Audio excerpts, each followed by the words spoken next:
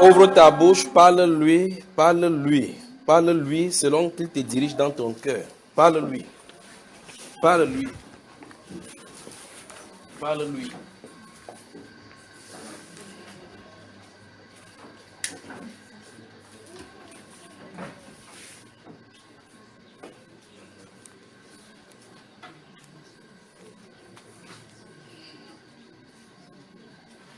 Père de gloire, nous sommes unis et rassemblés au-devant de toi.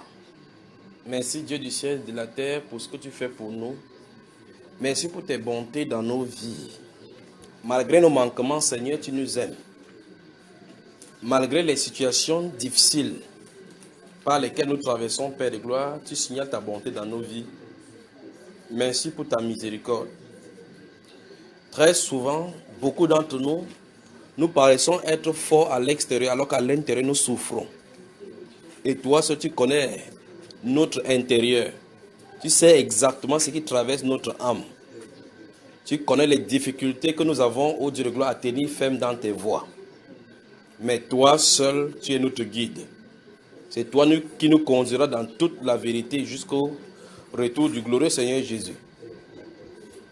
Père, tu connais les manquements de notre âme, de notre cœur, de notre vie. C'est toi qui soutiens, ô Dieu de gloire, chaque personne sur ces chemins-là. Merci, Père de gloire, pour ta bienveillance. Merci pour ma soeur. Tu connais ses larmes, tu connais ses difficultés. Tu connais, ô Dieu de gloire, les cris au-devant de toi. Mais tu es le Dieu qui délivre. Tu es le Dieu qui restaure. Tu es le Dieu, qui aime ton peuple. Merci pour la restauration. Merci pour ta bonté que tu signales envers tes enfants.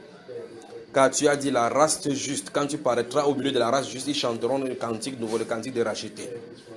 Seigneur, donne-nous de tenir ferme dans tes voies malgré les difficultés.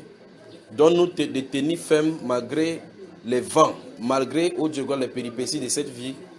Donne-nous de tenir ferme, de ne point fléchir les genoux devant ce monde, de ne point fléchir les genoux devant Baal, devant Mammon, mais de te servir de tout notre cœur, tous les jours de notre vie. Donne-nous de t'aimer, ô Dieu, de tout notre cœur, de toute notre force, de toute notre pensée, de toute notre âme. Et donne-nous surtout de t'honorer dans notre vie quotidienne, Seigneur. Que chaque jour, Père de gloire, nous témoignons de ta bonté et qu'en nous regardant, Père, qu'on voit briller ta lumière dans nos vies. Car tu as dit, nous sommes la lumière du monde. Je te recommande chaque personne ici maintenant. Et pour tous ceux-là qui nous écoutent, je recommande leur âme entre tes mains, Père, afin que tu nous sanctifies toi-même. Que tu diriges nos cœurs vers la patience de Christ et que tu nous donnes, Père de gloire, de tenir ferme contre toute circonstance qui nous est imposée. Donne-nous, ô Dieu de gloire, de t'aimer et de marcher dans tes voies, même si nous ne la comprenons pas toujours. Donne-nous de te faire confiance. Donne-nous de te suivre sur cette voie-là, avec foi et persévérance en Jésus-Christ notre Seigneur. Donne-nous de t'aimer, Père de gloire, et de saisir une fois pour toutes cette voie qui nous est tendue pour la gloire de notre Seigneur Jésus-Christ. Amen. Que Dieu vous bénisse, que Dieu vous bénisse, que Dieu vous bénisse, que Dieu vous bénisse. Que notre Seigneur vous bénisse. Amen.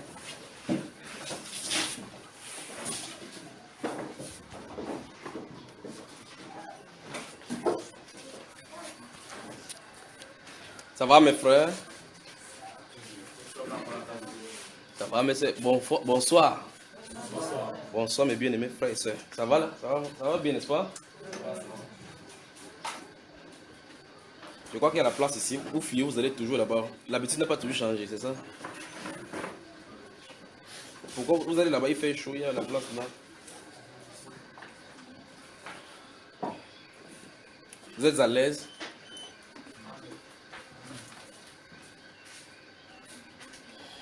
Pourquoi les gens sont dehors? Que tous ceux qui sont dehors entrent s'asseoir ici.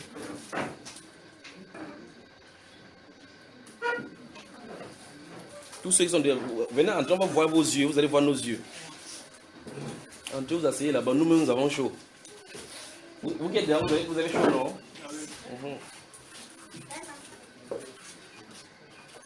Ma soeur, viens t'asseoir là, viens t'asseoir. Asseyez-vous là-bas. Non, viens t'asseoir, on va te suivre, tu ne dois pas dormir. Celle qui avait l'enfant là, je crois qu'on va la déranger là-bas. Viens t'asseoir là, madame, comme ça. Lorsqu'on va ouvrir la porte, là, on va te déranger avec l'enfant. Viens t'asseoir ici. Je crois qu'il faut prendre ça là, la femme va s'asseoir là-bas. Dis à la femme qui est en rose, là, viens s'asseoir aussi là-bas. Ou bien si vous voulez, moi monsieur m'assois dehors, je prêche dehors, comme ça vous comprenez que moi j'ai chaud. Ou bien on met la clim ici. C'est mieux comme ça, non? On met la clim. Ça, oui, tu vas payer la lumière, non? Ok, y a-t-il des questions? Comment vous allez? Sentez-vous à l'aise, d'accord? En fait, les dispositions, il vous met comme si vous soyez à l'aise. Vous êtes à l'aise là, non? Je vous me regarder. Vérifiez donc que votre téléphone soit éteint pour que ça ne nous dérange pas quand on va travailler.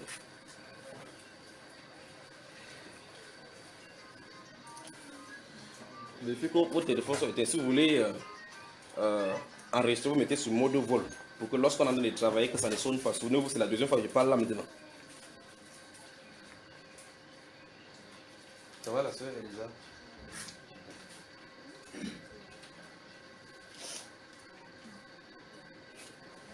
Donc, vérifiez que votre téléphone ne sonne pas lorsqu'on va commencer à travailler. Vérifiez votre téléphone, que ça ne sonne pas lorsqu'on va commencer à travailler.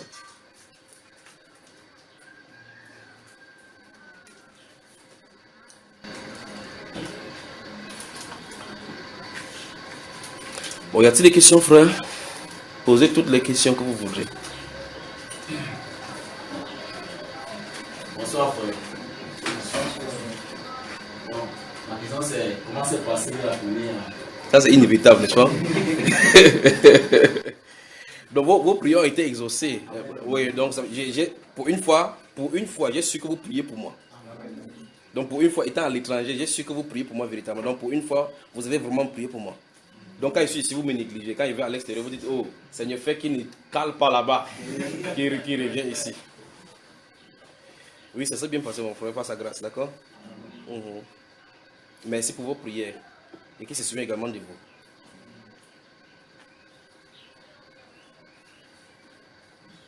Des questions? Posez toutes les questions.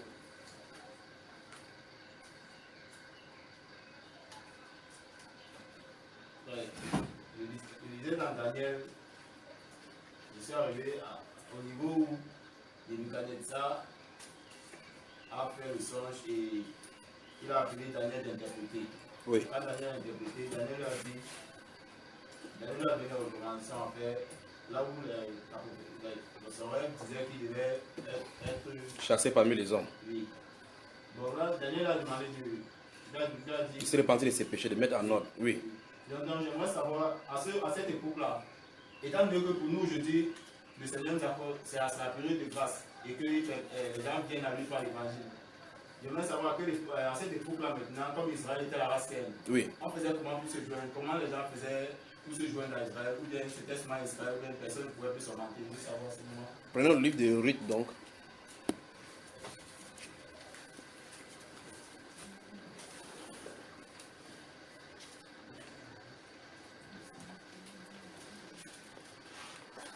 Ruth, si vous les ouvrez, le livre de Samuel, c'est toujours après Samuel.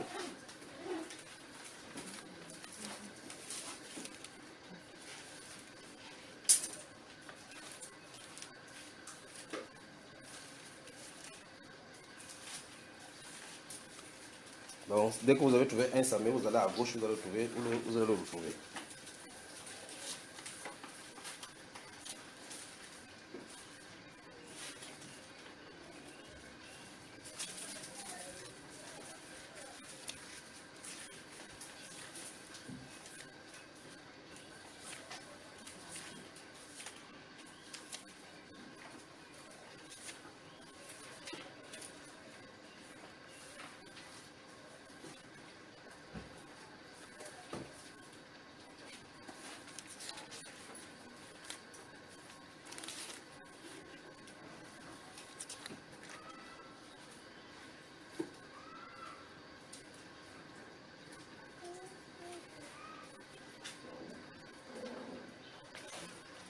Vous êtes avec tout le monde?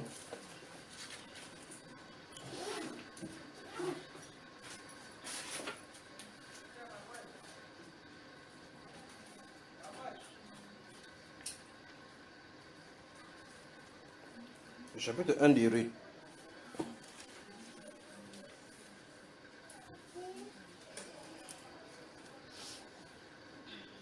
Mon cher, tu peux lire à haute voix à partir du verset 7 du chapitre 1. À partir du verset 1. Oui. Du temps des juges, il y eut une famine dans le pays.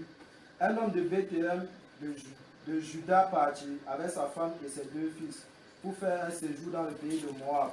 Le nom de cet homme était Elimelech, celui de sa femme Naomi. Et ses deux fils s'appelaient Machlon et Kiljon. Ils étaient Éphratiens de Bethléem de Juda. Arrivés au pays de Moab, ils y fixèrent leur demeure. Elimelech, mari de Naomi, mourut et elle resta avec ses deux fils. Il prit des femmes moabites, dont l'une se nommait Orpa et l'autre Ruth, et ils habitèrent là environ 10 ans. Machlon et le Kiljon moururent aussi tous les deux, et Naomi resta privée de ses deux fils. et de son mari.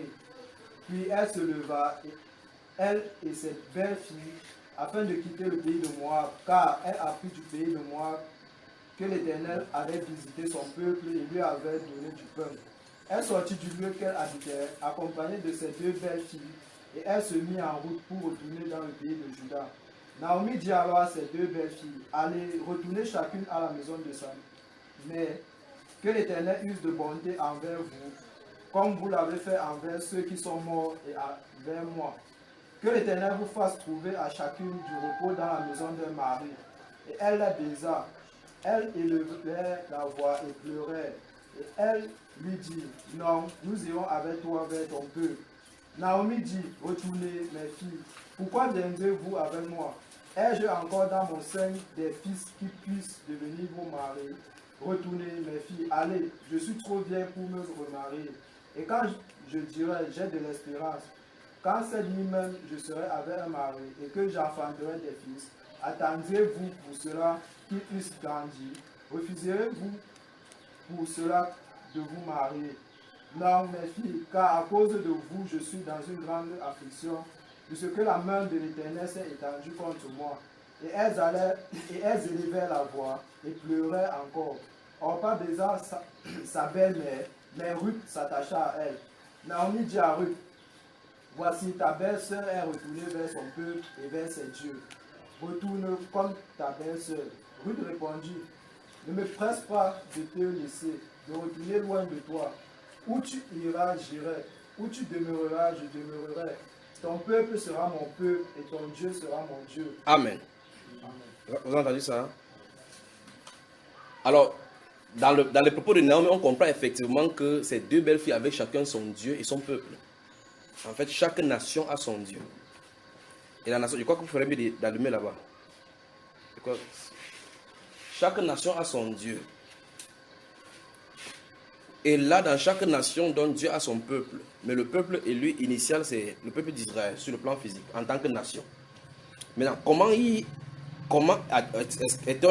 était-on adhéré à son peuple?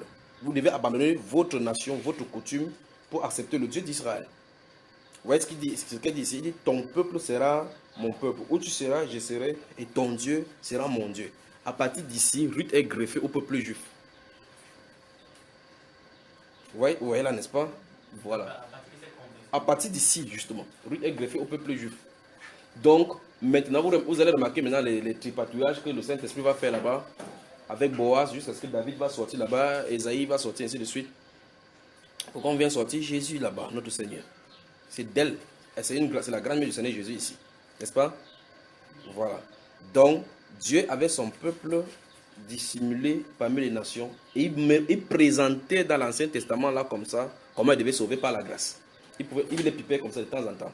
Si vous lisez l'histoire des Exodes, dans Exode chapitre 10, lorsqu'ils vont, à partir du chapitre 12, lorsqu'ils vont sortir de l'Égypte, vous allez voir comment même les étrangers qui doivent sortir partaient avec les Juifs pour épouser leur Dieu. C'est comme ça. Donc Dieu avait de laisser une brèche pour ceux qui épouseraient la nation. Ça ne veut pas dire qu'ils étaient choisis par Dieu comme le peuple juif. Ça veut dire qu'ils avaient tout simplement part à la grâce, exactement comme les païens maintenant ont part à la grâce. Parce qu'ils sont l'arbre aimé et choisi de leur père. Mais on est seulement hanté là-dessus, greffé. Vous comprenez, frère?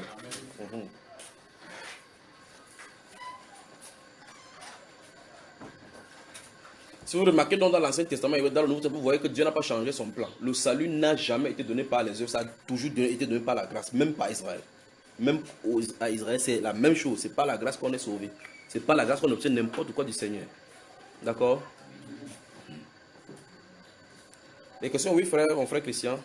Oui, je voulais savoir une chose. Vous entendez là-bas? Je disais tantôt que je voulais savoir, j'aimerais que vous entrez un peu dans la pensée de ceux qui étaient avec le Seigneur Jésus. Oui.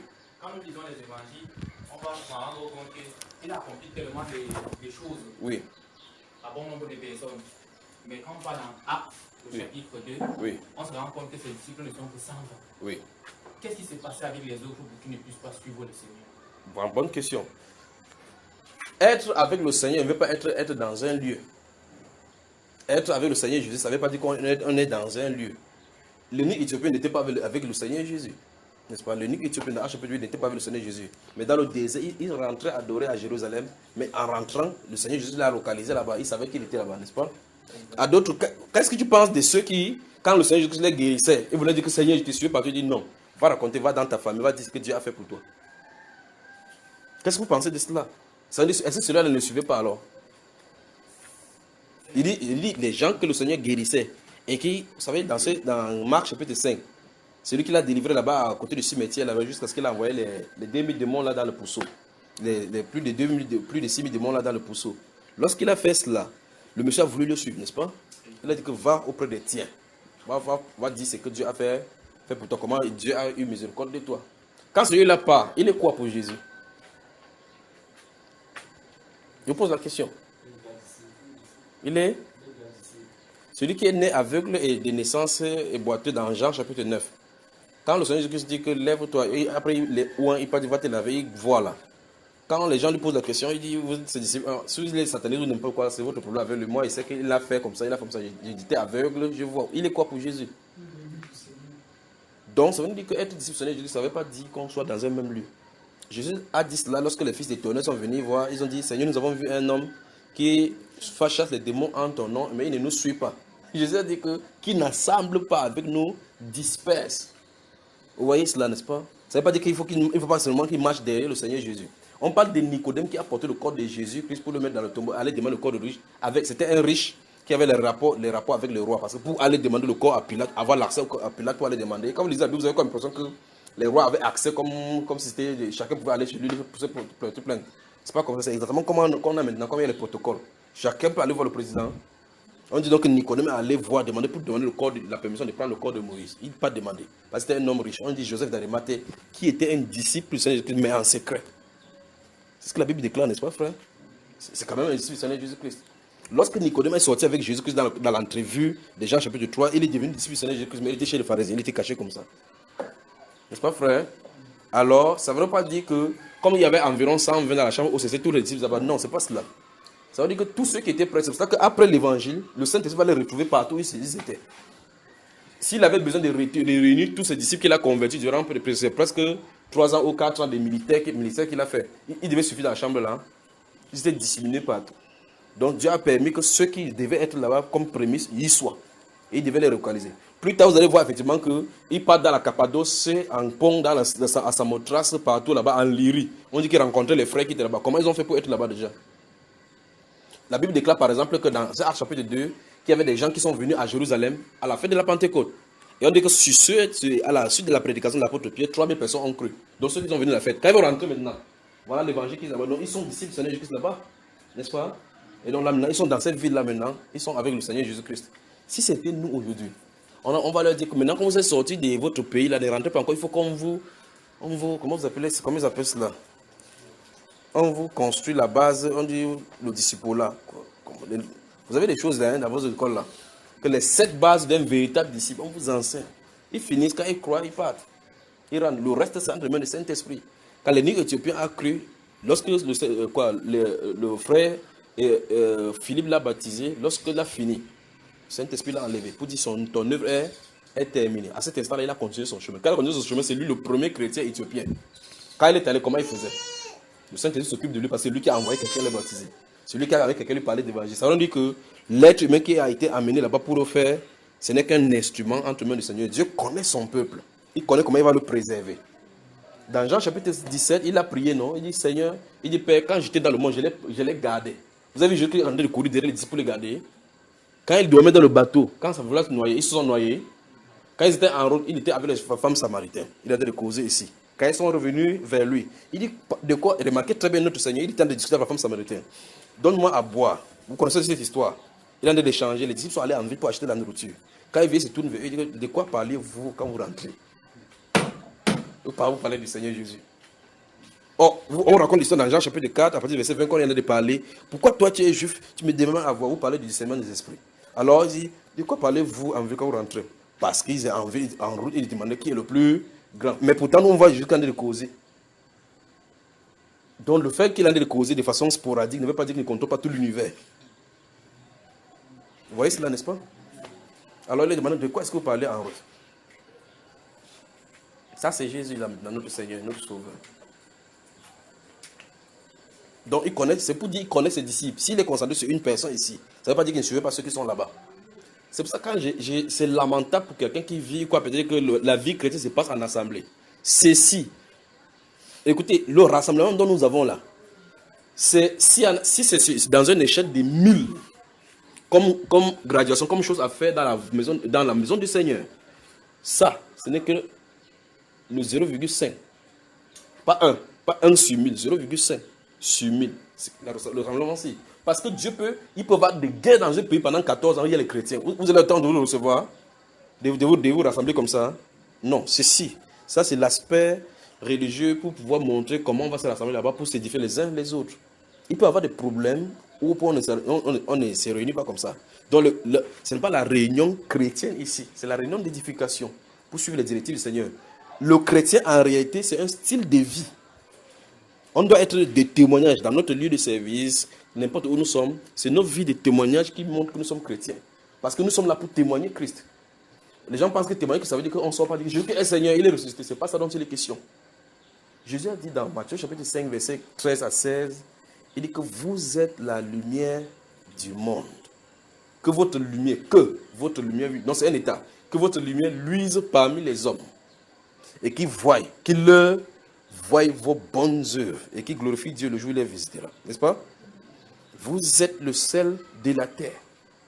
On est sel de la terre. S'il y en a une lumière du monde, on se réunit. On dit, je suis la lumière du monde, je suis la lumière du monde. Quand le tonnerre fait, pouf, il bouge d'abord comme ça. Je suis la lumière du monde. C'est la gueule qu'on fait dans le rassemblement. La vie chrétienne, c'est la vie pratique, la confrontation avec les challenges du ténèbre. C'est là où ça se trouve. Là où on veut faire la corruption, tu te trouves là-bas, tu te prends ferme dans la vérité. Là où les gens veulent prendre les voies détournées pour faire le faux dans le papier, tu dis exactement ce qu'il faut dire. C'est là où on t'attend. Donc tu te rassembles comme ça, on dit, j'ai la joie dans mon cœur. Vous chantez. Quand vous sortez là-bas, on t'attend dans la pratique. Donc le chrétien, ce n'est pas le chrétien de confession, c'est le chrétien de pratique de vie. Oui mon cher, j'espère que tu as bien compris. J'ai réitéré ta question encore. Où se trouvaient dans les autres disciples? L'avait-il abandonné? Il ne l'avait pas abandonné. Jésus a choisi cela comme prémisse. Dans Jacques chapitre 1, verset 18, l'apôtre Jacques dit que il nous a engendrés selon sa volonté par la parole de la vérité, afin que nous soyons en quelque sorte des prémices de ces créatures. Ce sont des prémices. Si c'est des prémices, ça suppose qu'il va encore reproduire d'autres fruits. D'accord? Posez des questions. Là maintenant, c'est le problème que l'apôtre Paul lui a rencontré. Oui. Parce que moi, je suis confronté à ce même problème. Que l'apôtre Paul a rencontré. Oui, Romains chapitre 7 et 8. Oui. Il lui fait comprendre que, puisque le Seigneur Jésus nous dit que celui qui m'aime, c'est celui qui garde mes commandements. Oui. Mais je me rends compte également, à la même situation que l'apôtre Paul s'est rendu, que ce que je vais faire, Tu ne parviens pas à faire. je ne parviens pas à faire. Et ce que je ne veux pas faire, C'est ça que tu fais. c'est ça que je fais. Bonne arrivée. Et, et à la fin, donc, je crois que c'est le verset 7, où il donne la solution, il fait comprendre que gloire soit rendue à Dieu. Le verset 20. Oh oui. Mais je vais demander réellement comment cette verset-là peut être vue pour moi. Bonne question. Quelqu'un d'autre a autre question? Quand il pose des questions, vous comprenez ce qu'il a de demander, ce qu'il a de saisir comme question? Vous comprenez, frère? Si vous fréquentez bien la Bible, vous étudiez bien dans ces différentes classes, vous allez arriver à cette épreuve aussi là. Un jour, on va vous présenter ça, vous allez composer avec. Ce qu'il a de poser comme question dans ces romans chapitre 7, si vous avez bien fréquenté, si vous n'avez pas redoublé les classes, enfin, pour ceux qui de classe, vous n'êtes pas encore arrivé là-bas, c'est que ce pouvoir arrive. Vous allez arriver dans la vie où vous bagarrez avec les péchés. Où vous, comme cet homme-là est exprimé à l'intérieur. Je prends plaisir selon la loi de Dieu, selon l'homme intérieur, mais je trouve dans mes membres une autre loi qui lui est contraire. Je vais faire ce qui est bien, mais le mal est attaché à moi. Misérable que je suis, qui me délivre de ce corps de mort. Ainsi, dans la loi qui semblait donner la vie, se trouve pour moi être la mort. La loi est-elle donc mauvaise? Loin de là, dit l'apôtre Paul. Ah, vous parlez de tenue. Qu'est-ce qu'il voulait dire? Je crois que je l'ai dit plusieurs fois. Il voulait montrer en réalité qu'en réalité, il n'y a pas quelque chose de bon dans l'homme, de la chair. Et il dit clairement que la loi est spirituelle. Donc ça veut dire que Dieu ne s'attend pas à ce qu'on observe sa loi charnellement. Parce que toi qui es charnel, vendu au péché, tu ne peux pas observer quelque chose qui est spirituel. Parce que le péché, lui aussi, est spirituel. Vous voyez, c'est ce qui est écrit là-bas, dans ce Romains chapitre 7. Il a écrit l'homme misérable qui me délivrera. C'est ce mot là-bas, dans ce Romains chapitre 7, qui me délivrera de ce corps de mort. Donc, ça veut dire que le corps de mort aussi a besoin de la délivrance. Puis il s'est tourné à la croix. C'est une vision qui lui a été donnée. C'est une vision qui lui a été donnée. Et grâce soit rendue au Seigneur Jésus-Christ. N'est-ce pas? Quand il a vu cela. Maintenant, Galates chapitre 2, verset 20, qu'est-ce qu'il dit là-dedans?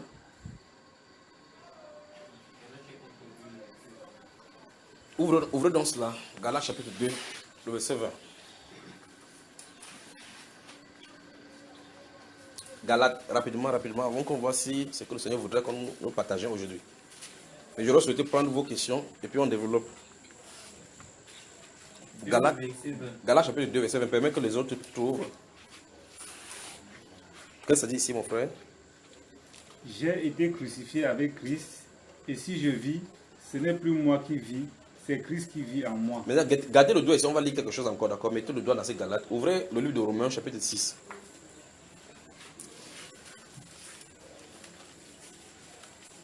Ouvrez le livre de Romains, chapitre 6. Vous avez ouvert. Maintenant, lisez les versets 9, 10 et 11. Allons-y ici, frère. Sachant que Christ ressuscité des morts ne meurt plus, la mort n'a plus de pouvoir sur lui. Oui. Car il est mort, et c'est pour le péché qu'il est mort une fois pour toutes. Oui. Il est revenu à la vie, et c'est pour Dieu qu'il vit. Oui.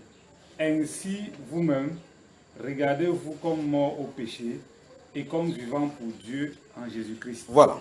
Donc nous voyons effectivement que des vérités terribles se trouvent dans ces deux passages des Galates et de Romains que nous venons de lire. Dans le livre de Romains, ce livre de Romains-là, il a de parler de notre conformité avec la mort en Christ et la conformité avec la résurrection pour ceux qui sont sauvés. Dans ce Romains chapitre 6, c'est ce qu'il veut André expliquer. En fait, depuis le chapitre 3, il a développé parler de l'existence du péché dans toutes les souches humaines.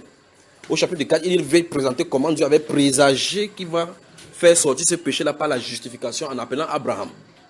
Vous voyez, n'est-ce pas? Et au chapitre 5, il explique effectivement que c'est en fait, c'est au moment même où le péché croit dominer, que Dieu, l'abondance de la grâce de Dieu peuvent être bien perceptibles. Et il montre donc la solution, comment ça s'est passé. Il dit en fait, quand Christ était mort, parce que c'était prévu que le salaire du péché, c'est la mort. Comme Christ, notre Seigneur, était mort, c'était pour payer ce salaire-là, n'est-ce pas? Et s'il est mort ainsi pour payer pour le salaire du péché, alors ça veut dire que le péché n'aura plus son pouvoir sur quiconque. Regardez le verset 12. Qu'est-ce qu'il écrit? Dans ce verset 12, il dit donc, c'est une injonction. Alors, haute voix. Que le péché ne règne donc point dans votre corps mortel. Et vous savez ce qui est écrit là-bas? Des vérités terribles, c'est tout là-bas. Vous faites même de passer le temps dans le livre de Romains. Donc, ça, il amène, c'est la conclusion au verset 12 là qui dit. Il dit que le péché ne règne donc point. Vous voyez, règne, gouverner. Que le péché ne gouverne plus sur vous.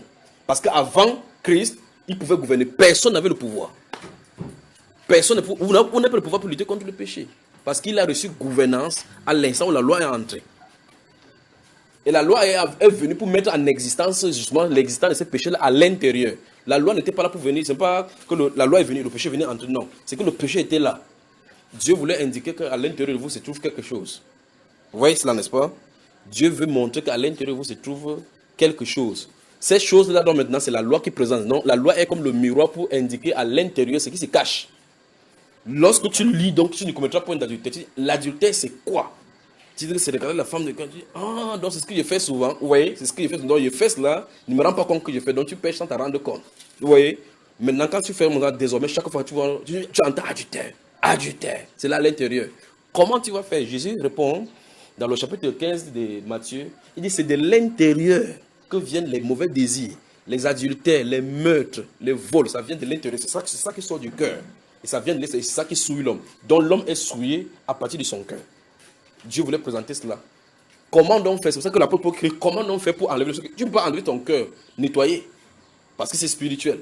Même si vous enlevez votre cœur, vous dites à quelqu'un que maman Véro est très bon, elle est très calme. C'est opérez, moi vous enlevez mon cœur, vous mettez là-bas. Ou vous prenez son cœur, vous mettez ici. Tu ne seras jamais comme elle. Parce que ce n'est pas comme ça se passe. On fait la transplantation du cœur. Et que vous étiez quelqu'un qui haïssait, vous allez toujours haïr. Parce que votre âme, c'est une personne. C'est un être. Je ne sais pas si vous comprenez. Si on enlève votre cœur, on fait la transplantation, vous êtes couché là, on enlève le cœur, mon cœur. Vous dites que, oh, le frère Junior a toujours la parole de Dieu dans son cœur. Écoutez très attentivement. On coupe mon cœur, on enlève. On met chez vous, on prend votre cœur, on met. J'ai continué toujours de la même façon, on continue de la même façon. Parce que c'est votre âme qui est le problème. Ça se trouve le siège là-bas. Le cœur là, c'est pas cette petite chose là que vous avez, le petite boule de sang là. C'est pas ça dont il est question. C'est cette partie de vous qui est imbibée des émotions, qui est imbibée des passions et des désirs charnels. Quand ça fait ça, ça reflète sur votre chair, vous manifestez cela pour que plus tard, alors vous présente que vous avez quelque chose en vous qui vous dérange. D'accord, frère?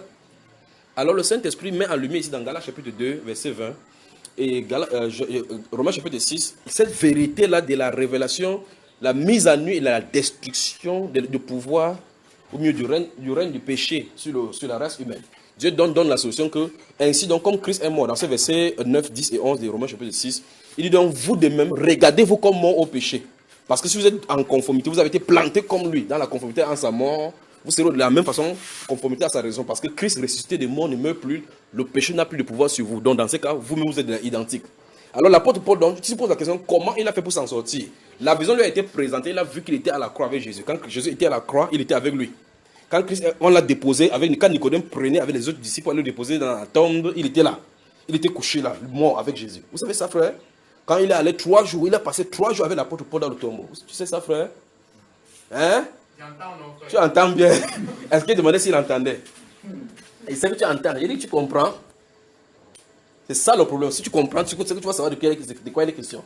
Alors maintenant, tu dis, comment je vais savoir que ça marche pour moi? Il dit, dans ce Galates chapitre 2, j'ai été crucifié avec Christ. La personne qui vient de parler, c'est la personne qui persécutait les disciples qui ont suivi Jésus.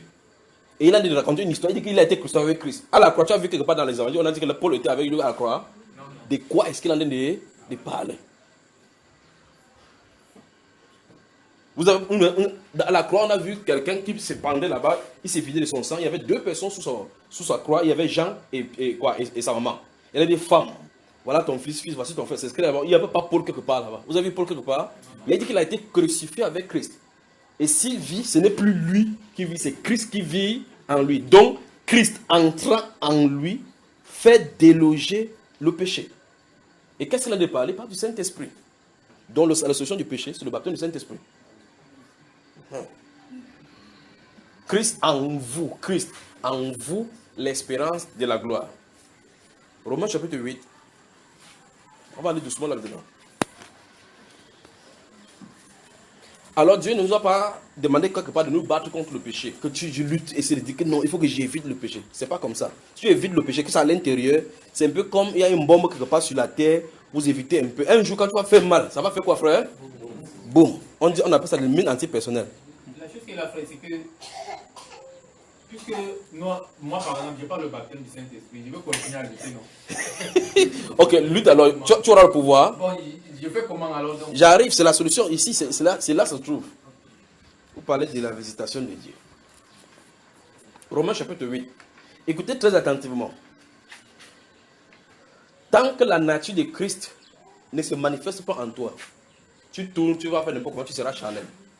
Parce que tu ne peux pas vivre la vie spirituelle en imitation. Tu ne peux pas vivre la vie spirituelle étant charnel. Les choses que Dieu lui-même prêchait et a déposées dans sa sainte présence, que c'est spirituellement qu'on va marcher, ce n'est pas possible que tu imites cela. J'ai toujours pris cet exemple ici entre le canard et la poule. De façon naturelle, Dieu a prédisposé le canard avec ce qu'on appelle le palme, non? Quand vous tuez le canard, vous voyez qu'il y a là quelque chose ici. Ses griffes sont collées par les palmes. Cette propriété, et ce n'est pas le canard qui a mis cela, lui donne l'opportunité de pouvoir nager. Vous prenez la poule a aussi ses 5 membres, ou comment s'appelle ça, les ongles. Mais il n'a pas de palme. Et la poule elle-même, elle n'a pas fait ses propres palmes. Elle n'a pas décidé de déchirer que non, ça dérange. Pas vrai? Alors, ils peuvent avoir presque les mêmes constitutions, même forme, les plumes. Plumes, le canard a, le bec, ils ont, mais chaque personne a sa forme. Pas vrai? Les yeux sont positionnés de la même façon. L'autre fait kick, l'autre fait coin, l'autre fait clic, l'autre fait coin. L'autre veut dire alléluia, l'autre dit amen. C'est pas là le problème. Le problème, c'est tout où le test est où? Dans l'eau. C'est dans l'eau qu'on sait qui peut se noyer, qui ne peut pas se noyer. Amen. Alors, on fait kick, coin, on s'approche. Kick, coin. Il y a des épreuves qui arrivent à tout le monde dans la vie. Tu peux aller dans la boule, il peut aller dans la boule, la poule et le canard peuvent s'en sortir. Égalité là où il y a un creuse pour avoir les vers. Pas vrai? Lorsqu'il faudra voir qui a la famille et qu'il faut flancher dans l'eau pour chercher le poisson, là on saura qui est le vrai chrétien. Suivez ça, frère. Quand il va faire cuire, le canal va, il ne s'efforce pas en disant que il faut que je me bats pour ne pas me noyer. Naturellement, il sait comment faire pour être dans l'eau. Quand il est dans l'eau, en fait, il ne réfléchit même pas qu'il peut se noyer. Parce qu'il sait qu'il nage naturellement. C'est quand la poule vient là-bas, la poule fait d'abord les yeux comme ça que c'est profond, c'est pas profond. On a toujours dit que l'eau calme est toujours profond. Cette réflexion lui montre qu'il lui manque quelque chose pour être assez top là, n'est-ce pas? C'est ça la disposition. Oh, le canal là. Le canal là. Romains chapitre 8. Vous allez dire que je suis encore revenu, non? Je vais enseigner sur cette thèse juste parce que vous comprenez que Dieu veut des corps préparés où il va faire son tabernacle pour marcher. Christ marchant au travers des hommes. C'est ça dont il est question avec la Bible. Voilà exactement pourquoi il est venu. Christ révélé et manifesté dans la chair. C'est ça qui est venu. Donc le Saint-Esprit habitant, il dit, vous serez mon peuple. Je serai avec vous, je marcherai en vous, je serai en vous. C'est la promesse qu'il a faite dans Jean chapitre 14. Il dit, je reviendrai à vous. Et je serai même où? En vous, c'est en. Il faut qu'il demeure là-bas. Les petites grâces qu'il donne à côté, wow, j'ai eu mon mariage. Tout le monde a le mariage. Le monde a le mariage, même 3 fois sans avoir besoin de prier, pas vrai? Donc vous êtes encore à égalité là, vous voyez cela, n'est-ce pas? Il faut une autre chose, il faut traverser la rivière. Romains chapitre 8. Quand je vois, on donne des témoignages, on dit que wow, j'ai eu mon mariage, ça fait longtemps, il n'y a pas de travail. Mais un mondain naît. On dit que sa place est là-bas, va fréquenter, cherche le diplôme. Quand le diplôme ne va pas, on lui donne le diplôme. Toi, tu as le diplôme, tu dis, wow, j'ai le diplôme. Lui, il a le diplôme sans effort. Après qu'il finit, il vient travailler. Tu viens témoigner que tu as eu le travail. Ça, ce sont des grâces que tout le monde peut avoir. Parce qu'il y a des gens qui forcent même la grâce, même chez le diable. Que même le diable ne le voulait pas. Il ne force pas là-bas. Romains chapitre 8. Alors, c'est une bénédiction pour que le Saint-Esprit soit en toi. Pour te donner la volonté de Dieu pour toi. Notez ceci, notez 1 Corinthiens. Après ceci, on va y aller. Pendant que on est parlé, si vous avez des questions, notez sur les bouts de feuille pour ne pas oublier. Notez 1 Corinthiens chapitre 2, j'arrive là maintenant.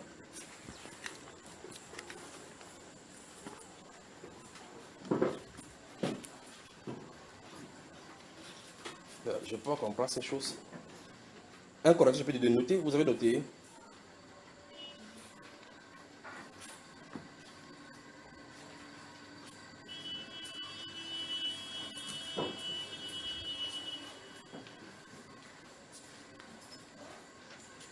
Vous n'êtes pas serré ici, vous êtes bien là.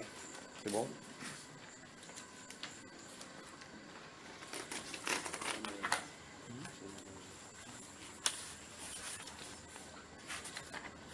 Ok, Romains chapitre 8, regardez ici. Il n'y a donc maintenant aucune condamnation pour ceux qui sont en Christ Jésus. Pour ceux qui ne marchent pas, qui vivent non selon la chair, mais selon l'esprit. En effet, la loi de l'esprit de vie en Jésus-Christ m'a affranchi. Vous avez le mot? La loi de l'esprit de vie. L'esprit de vie, la loi de l'esprit de vie. On combat une loi par une loi. Dans le chapitre 7, il avait dit que je trouve un autre membre dans une autre loi. Cette loi-là, c'est la loi du péché et de la mort. Il y a une loi qui est inscrite. Pour combattre cette chose-là, la loi de l'esprit de vie. Donc, vous devez avoir l'esprit de vie dans vous. De la même façon comme le péché, je ne peux pas comprendre ces choses-ci. Comme le péché est en vous. Écoutez, je vais vous dire quelque chose. Tout à l'heure, dans la première partie, là où j'étais en train de répondre à la question, j'ai parlé de cet homme-là de Gérazé. Cet homme qui était fou et qui était possédé de démons, on a enlevé pour enlever le corps. Vous remarquez très bien que cet homme, on dit, malgré les chaînes dont on le liait, personne ne pouvait le dompter. Cette force-là, ça lui venait à lui. C'est lui qui avait cette force. Quand vous mettez la chaîne, il fait pam, il casse. Il prend, on dit chaque fois il était dans les cimetières, dans les sépulcres, il s'est mis du sang. Qui le faisait? Qui le faisait, frère? C'est l'esprit qui était.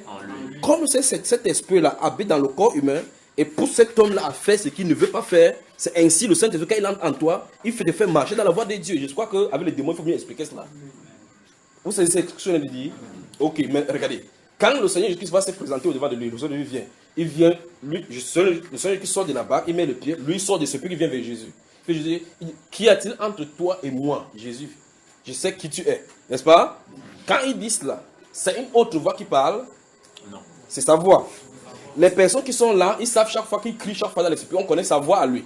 Mais qui est en train de parler à Jésus? De la même façon, quand quelqu'un a le Saint-Esprit, se tient là, il parle, donne les instructions, il dit tu es qui? Mais vous ne savez pas qui est en train de parler. C'est ainsi donc, remarquez très bien, quand l'esprit démoniaque prend possession d'un corps, il pousse la personne à vivre selon la vie qu'il veut. C'est eux qui prennent contrôle. Ils ont pris la personne en otage. J'avais parlé de cela d'être prisonnier. Lorsque vous êtes prisonnier du Saint-Esprit, en fait, c'est ce que la Bible déclare dans Galates chapitre 5, versets 16 et 17. Il dit que, je dis donc, marchez selon l'Esprit, et vous n'accomplirez pas les désirs de la chair. Car la chair a des désirs contraires à ceux de l'Esprit. Et ils en ont des contraires afin que vous ne fassiez pas ce que vous voulez. Donc, tu es soit possédé par l'Esprit, la loi de l'Esprit de vie en Christ Jésus, ou par la loi du péché et de la mort. C'est les deux là. Il n'y a pas d'intermédiaire. La solution, c'est l'affranchissement. Comme on a dit, voir ici. La solution, c'est l'affranchissement. Donc, quand un être humain est au-devant de vous, ou bien vous-même, quand vous allez devant le miroir, regardez-vous. Vous devez regarder réellement de quel côté vous trouvez. Est-ce que j'ai été affranchi du péché? Et il faut qu'on voie comment on est affranchi de ce péché-là. D'accord? Ici, dans l'apôtre Paul dit, dans verset 3, verset 2, il dit, en effet, la loi de l'esprit de vie en Jésus-Christ m'a affranchi de la loi du péché et de la mort. Vous voyez deux styles de loi. Donc, initialement, il y avait une loi dans son corps. Maintenant, il n'y a plus de condamnation pour lui parce que tant que le péché habitait dans son corps, il était condamnable parce que le salaire du péché, c'est la mort.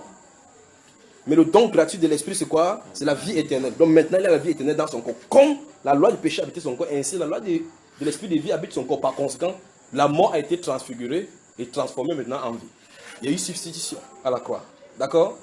Maintenant, regardez verset 3.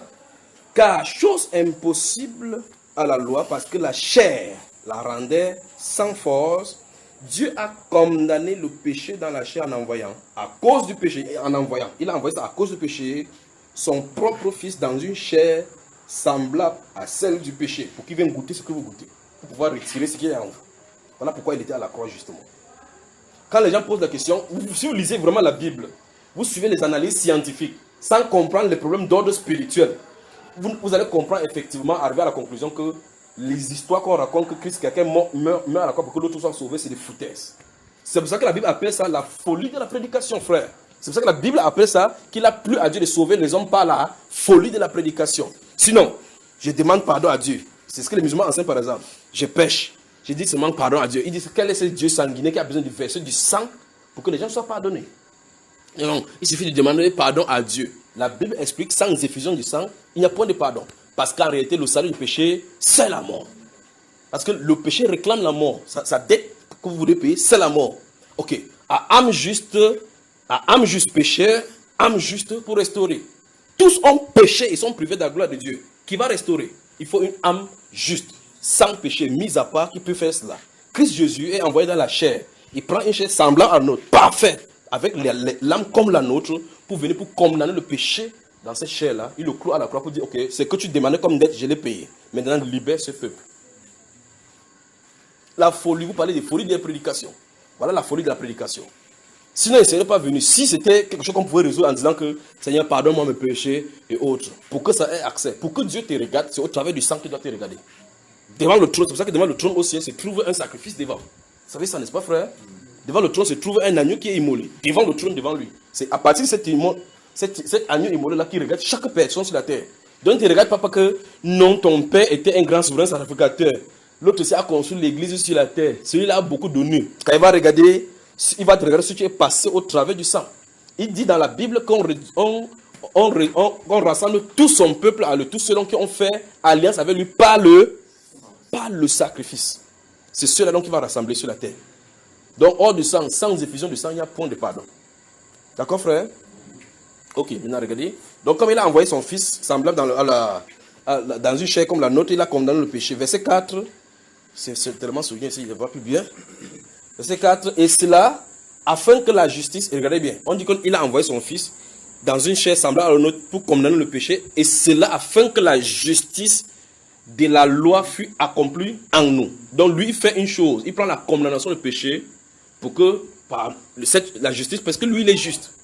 Pour que sa justice, donc c'est une œuvre de substitution, il prend notre place. C'est pas ce que c'est ici. Il prend notre place. Et la Bible voulait qu'il soit une proche parent. Un ange ne pouvait pas faire cela. Vous voyez cela, n'est-ce pas? Il faut que ce soit quelqu'un qui est parenté. Comme c'est le livre de Ruth qu'on a lu là. Pour que Naomi soit pris comme propriété. Et là, il a fallu que quelqu'un, le proche parent du mari, qui était initialement le mari de Ruth, vienne pour l'épouser. C'est quelqu'un qui devait être proche parent qui devait être là. Et on regarde qui est plus proche parent. Boaz. Vous avez vu cela, n'est-ce pas? Voilà. Maintenant, on dit, et cela afin que la justice de la loi fût accomplie en nous, qui marchons, non selon la chair, mais selon l'esprit. Donc, c'est accompli, la justice là, que Christ a fait à la croix, c'est vrai pour ceux qui marchent selon l'esprit. Pas pour ceux qui vont confesser que non, je suis chrétien, je suis chrétien. C'est pas ça dans les questions. La question, je marche selon l'esprit ou selon la chair, doit être répondue par chacun. Dans la méditation, d'accord? Ceux en effet qui vivent selon la chair s'affectionnent aux choses de la chair. Soulignez, s'affectionnent aux choses de la chair dans votre Bible. Je vais vous parler. Donc mon père a fait ceci afin que personne ne dise qu'il ne comprend pas ce qu'il en vous l'a dit.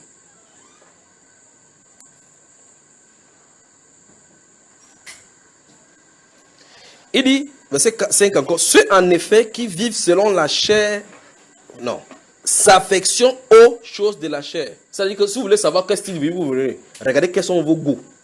C'est ce qu'il a dit. Vous voulez savoir si la question est trop pour vous. Regardez vos goûts. Examinez vos goûts journaliers, vos goûts hebdomadaires, vos goûts menstruels. Quand vous restez par jour, vous êtes devant la télévision, quand vous prenez la télévision, vous regardez quoi? Qu'est-ce qui attire votre âme?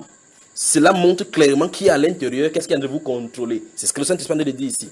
Il dit, ceux qui marchent selon la chair s'affectionnent, donc aiment, passent du temps dans la chair. Tu viens voir une chrétienne devant la télévision, Novas TV, elle zappe, elle s'assoit. Elle dit, Ricardo va embrasser Katharina. Après, elle dit qu'il est que le 21h.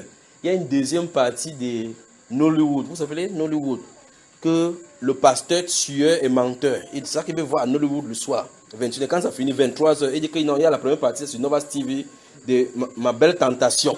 Après, à minuit 30, il dit qu'il y a une nuit de séduction de l'autre côté encore. Elle connaît tout le plan. Et après, il va dire, quand il va se dire, Seigneur Jésus, how excellent is your name. Parce que les anglophones savent bien ça.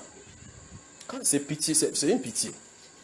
Les chants là, notre façon de vivre, c'est pour ça que je vous ai dit au départ que ceci, ce n'est que 0,1%. Le vrai problème, c'est notre relation. Ici, dans ce verset 5, il dit que ceux qui marchent selon la chair s'affectionnent.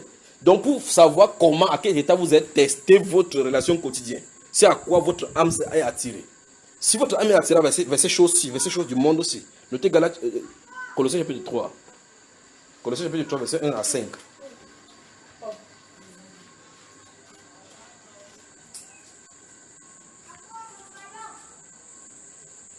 Je crois que ceci peut nous donner un grand thème où on peut développer ça pendant 5 séances sur la vie de l'esprit. La vie de l'esprit. Donc, notez Colossiens chapitre 3, verset 1 à 5.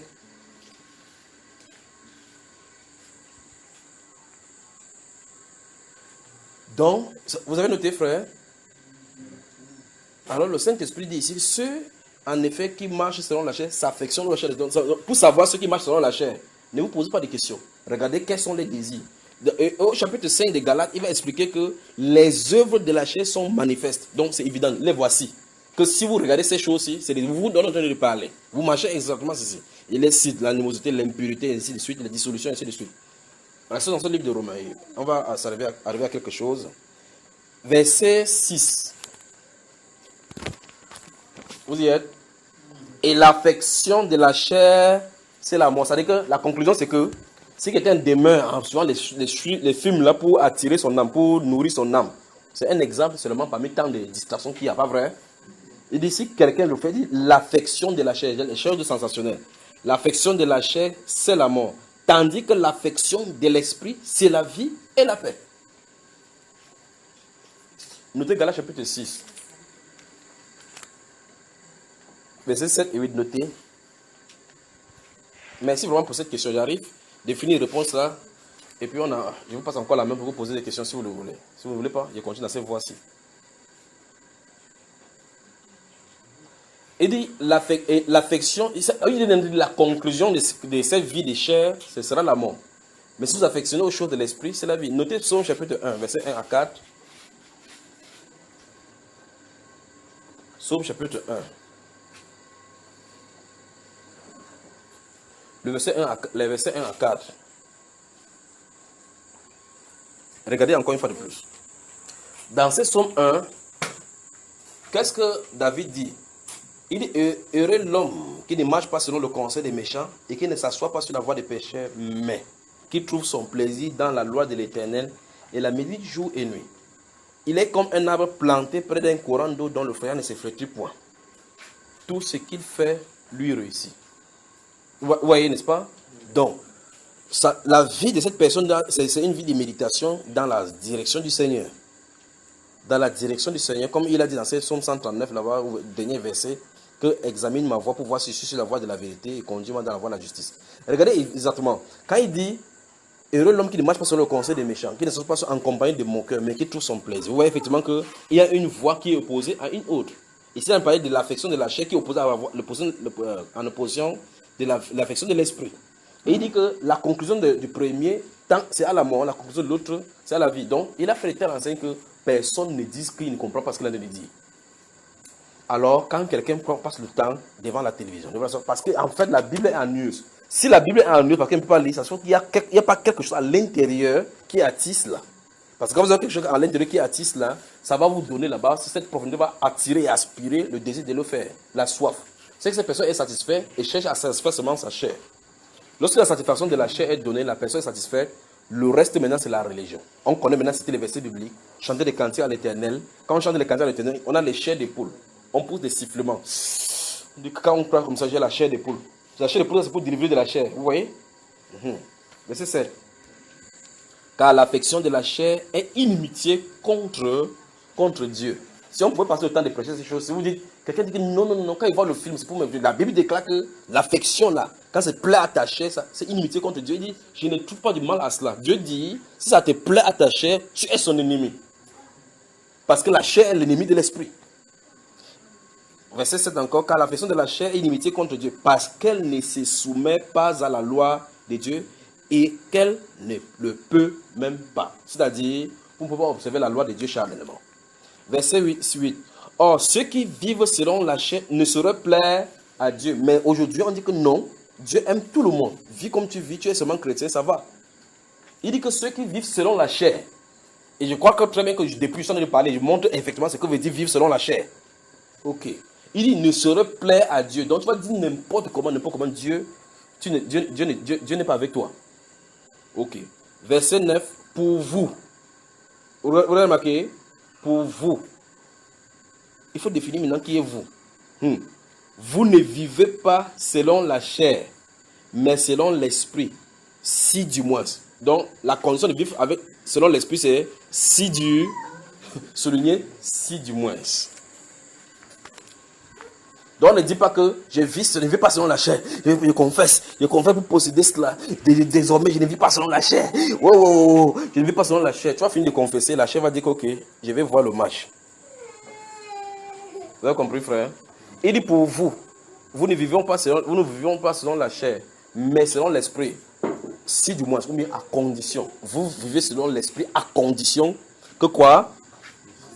Que l'esprit de Dieu fait quoi? Entouré, habite en vous.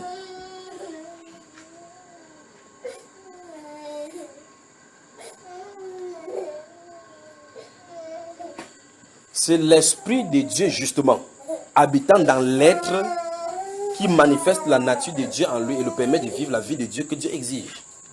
S'il n'y a pas l'esprit de Dieu là-bas, tout ce que tu vas faire, ce sera des limitations.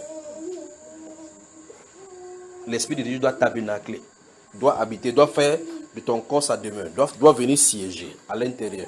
Il dit, si du moins l'esprit de Dieu habite en vous, n'est-ce pas? Puis il dit, si quelqu'un n'a pas, il ne lui appartient pas. Vous y êtes?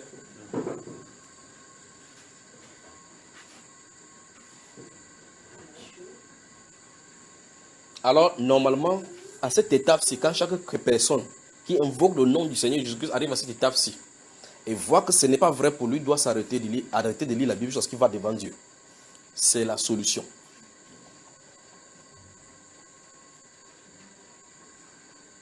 Jean chapitre 1.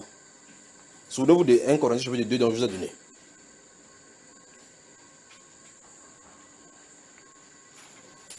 Jean le chapitre 1.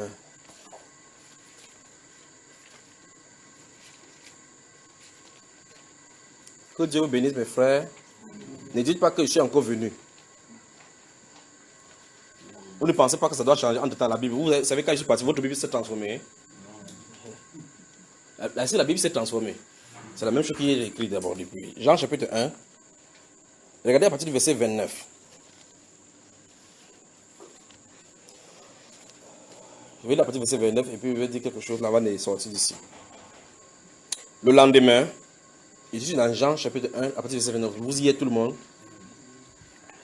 Le lendemain, il vit Jésus venant à lui et il dit, voici l'agneau de Dieu qui ôte le péché du monde. C'est celui dont j'ai dit, après moi vient un homme qui m'a précédé, car il était avant moi. Allez poser la question aux gens où est-ce qu'il était avant de venir. Je ne le connaissais pas, mais c'est afin qu'il fût manifeste à Israël que je suis venu pour baptiser d'eau. Jean rendit ce témoignage. J'ai vu l'Esprit descendre du ciel comme une colombe et s'arrêter sur lui. Je ne le connaissais pas, mais celui qui m'a envoyé baptiser d'eau, celui-là m'a dit, celui sur qui tu verras l'Esprit descendre et s'arrêter, c'est celui qui baptise du Saint-Esprit. Vous avez vu ça, frère? Donc quand le prophète était dans le désert avec le Seigneur, quand le Seigneur l'a commissionné, il a dit, quand cette personne viendra, voici le signe pour que tu vas le reconnaître. Quand il s'est avancé devant de lui, il s'est avancé comme tout le monde. Lorsqu'il a fait le baptême, quand il est arrivé, quand ça s'est ouvert dans la vision, il a vu la vision, il a dit, waouh, donc c'est lui ici. Vous avez vu cela, n'est-ce pas? Je suis en train de vous montrer quoi que voilà une personne qui baptise le Saint-Esprit. Donc on a désigné qui exactement baptise le Saint-Esprit pour que personne ne puisse avoir des faux chemins. Le Saint-Esprit venant habitant dans nos cœurs nous donne de vivre maintenant selon la nature que Dieu a prévue pour nous. La Bible ne sera pas un fardeau. La vie de Christ ne sera pas un fardeau. Parce que la Bible déclare, nous connaissons qu'il nous a aimés en ce qu'il nous a donné de son esprit. N'est-ce pas? Maintenant, dans le livre de 1 Corinthiens chapitre 2 dont je vous ai donné, si vous lisez le verset 12 à 16, prenons cela en lisant là-bas avant de sortir d'ici. 1 Corinthiens chapitre 2.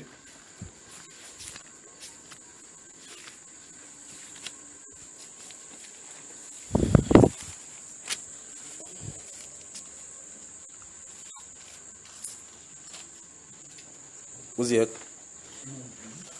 Regardez le verset 11 et à 16. Regardez. Lequel des hommes, en effet, connaît les choses de l'homme si ce n'est l'esprit de l'homme qui est en lui? De même, personne, écoutez très attentivement, personne ne connaît les choses de Dieu si ce n'est l'esprit de Dieu. Personne ne connaît les choses de Dieu si ce n'est l'esprit de Dieu. Souvenez-vous de ceci, ce qu'il dit chaque fois. N'essayons pas de prendre l'imitation. N'essayons pas d'imiter. N'essayez pas de prendre l'à peu près quand l'authentique est disponible. Cherchez sûrement comment prendre l'authentique. Point final. Regardez. De même, personne ne connaît les choses de Dieu si ce n'est l'esprit de Dieu. Vous voyez comment Dieu a pu nous aimer afin que son esprit vienne demeurer en nous. Je suis en train de dire, le Saint-Esprit venant demeurer en nous, Dieu nous donne l'opportunité, la frère, de connaître les mystères même de l'univers. Les mystères de la création. Des choses qui se passent dans l'autre dimension que aucun œil ne peut sonder, ni la pensée ne peut même saisir. Il peut te les révéler par son esprit. Enfin, continuons. Verset 12. Or, nous n'avons pas reçu l'esprit du monde. Vous voyez que le monde a son esprit, n'est-ce pas? Mais l'esprit qui vient de qui? Afin que nous avons reçu cet esprit. Nous avons reçu cet esprit afin que nous connaissions les choses que Dieu nous a données par sa grâce. C'est pas ça, frère? Ok. Puis l'apôtre Paul dit que, et nous parlons en employant quoi?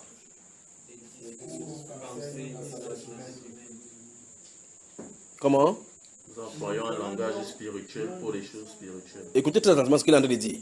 Après avoir dit cela, Il dit que quand ce qu'ils enseignent là, ils utilisent juste quel langage? Un langage spirituel. Pour des choses. Spirituel. Mais qu'est-ce que l'homme animal va faire? Il utilise un langage de sagesse humaine. Voilà, écoutez très attentivement ce que le Paul est en train de dire. Lorsque le Saint-Esprit vient tabernacler en toi, la façon dont tu parles céleste. Le Seigneur avait fait la même chose qu'elle était sur la terre. Il prenait des exemples terrestres pour expliquer des réalités célestes. Les gens disent, ah, si tu es le Christ, dis-nous franchement. Ils attendaient ce que Jésus dise que, ok. Pilate dit, je suis Pilate. Hérode dit, je suis Hérode, le gouverneur de Judée. Toi, dis-nous qui tu es. Il se présente aussi. Il fait comme ça. Là. Je vous le dis, c'est que je suis depuis le commencement. Ça lui coûte quoi de dire, je suis Jésus, le Christ. Hein? Il dit, dès le commencement. Il dit que si c'est compliqué, Hérode signe les papiers. Les œuvres que je fais rendent témoignage de moi. Vous voyez comment c'est compliqué, n'est-ce pas? Donc, la voix du signe. La voix du signe. Souvenez-vous, la voix, c'est une personne. La voix du signe. Le signe a une voix qui parle en sa faveur.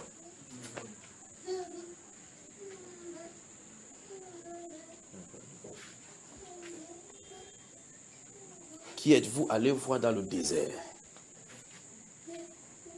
Un roseau agité par le vent?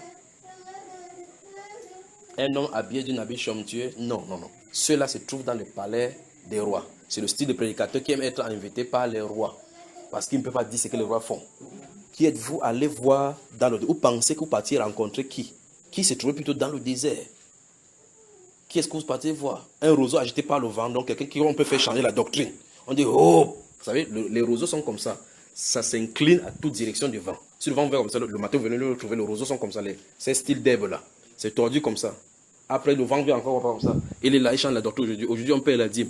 Demain, on peut aller en enfer. Et demain, je pensais qu'on paie le salut. On ne paie pas le salut.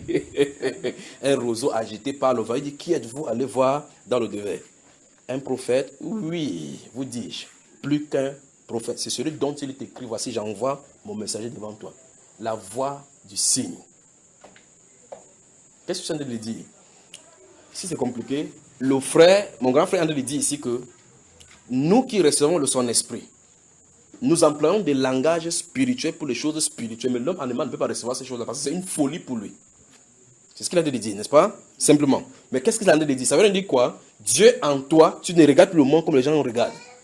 Rien n'est plus naturel. Tu commences à comprendre l'essence, le but de chaque chose. C'est pour cela que quand le Saint-Esprit vient, ça couronne Christ sur ton cœur, dont l'amour habite en toi. Tu peux confirmer que quand quelqu'un te gifle, il sait exactement que c'est dans le plan de Dieu qu'il te gifle. Et quelque chose se place sur le plan spirituel par rapport à cela. L'homme ne peut pas comprendre ça. C'est pour ça que Jésus a vaincu le monde par l'amour. Vous savez cela, n'est-ce pas, frère? C'est pour ça qu'il a vaincu le monde par l'amour. Alors maintenant, qu'est-ce qu'il y a? Et regardez encore ces versets 12 et 13. Il dit, nous avons reçu l'Esprit qui vient de Dieu afin que, c'est terrible, souligner afin que. Souligner afin que. Vous avez vu cela? Or, nous n'avons pas reçu l'Esprit qui vient du monde. Mais nous avons reçu l'Esprit qui vient de Dieu afin que, le but pour lequel nous recevons cela, afin que nous connaissions. Vous avez vu cela? Pour qu'on sache avec certitude, avec vérité, les choses que Dieu nous a données par sa grâce. C'est-à-dire quoi, frère? Chez le notaire se trouve un livre sur lequel ton père a écrit que les fermes qui sont aux États-Unis, c'est pour toi quand je ne serai pas là. C'est si. L'acte de décès prouve que Jésus est mort. Pas vrai? Il a quitté le sein. Dans le testament, il y a un testament écrit à ton sujet. C'est écrit à l'intérieur que le frère Laurent a telle chose, telle part, telle part, telle part, telle part. Mais cette part-là, c'est conditionné par le notaire. Qui s'appelle le notaire? Le Saint-Esprit. Alors, va chez le notaire, tu demandes tes droits. Qu'est-ce que mon père m'a donné? C'est ce qu'il a dit de dire. Il dit, il nous a donné l'Esprit qui vient de Dieu afin que nous connaissions ce que quoi Dieu nous a donné par sa grâce. Ça veut dire que le Saint-Esprit prend dans les profondeurs ce qui est pour toi. Vous voyez que au lieu d'enseigner aux chrétiens d'entrer dans la bonne porte pour avoir les bonnes choses, on dit que en récitant comme ça, ça ne va pas parler en langue, parce que tu ne parles pas en langue, Satan bloque toutes tes prières. La Bible dit, par le Saint-Esprit. Quelqu'un peut-il rester au Saint-Esprit? Satan peut-il recevoir le Saint-Esprit? Remarquez très attentivement dans Actes des Apôtres chapitre 8, regardez également dans Actes chapitre 13, puis dans Actes chapitre 14, lorsque à chaque fois quand l'apôtre Paul va confronter, et l'apôtre Pierre, l'apôtre Paul, quand ils vont confronter les satanistes, lorsque le Saint-Esprit prend acte et qu'il entre en scène, quelqu'un est aveugle, pas vrai? Quelqu'un tombe humain, n'est-ce pas? Qui peut résister? Qui peut lui résister? Lorsque le Saint-Esprit se présente là-bas, il dit ce n'est pas un homme que tu as fait cela, c'est à Dieu. Sur ce, l'apôtre Paul n'a pas dit la sentence. Il dit c'est à Dieu. Il tombe, expire. Ça doit vous faire peur, n'est-ce pas? Regardez l'apôtre Pierre.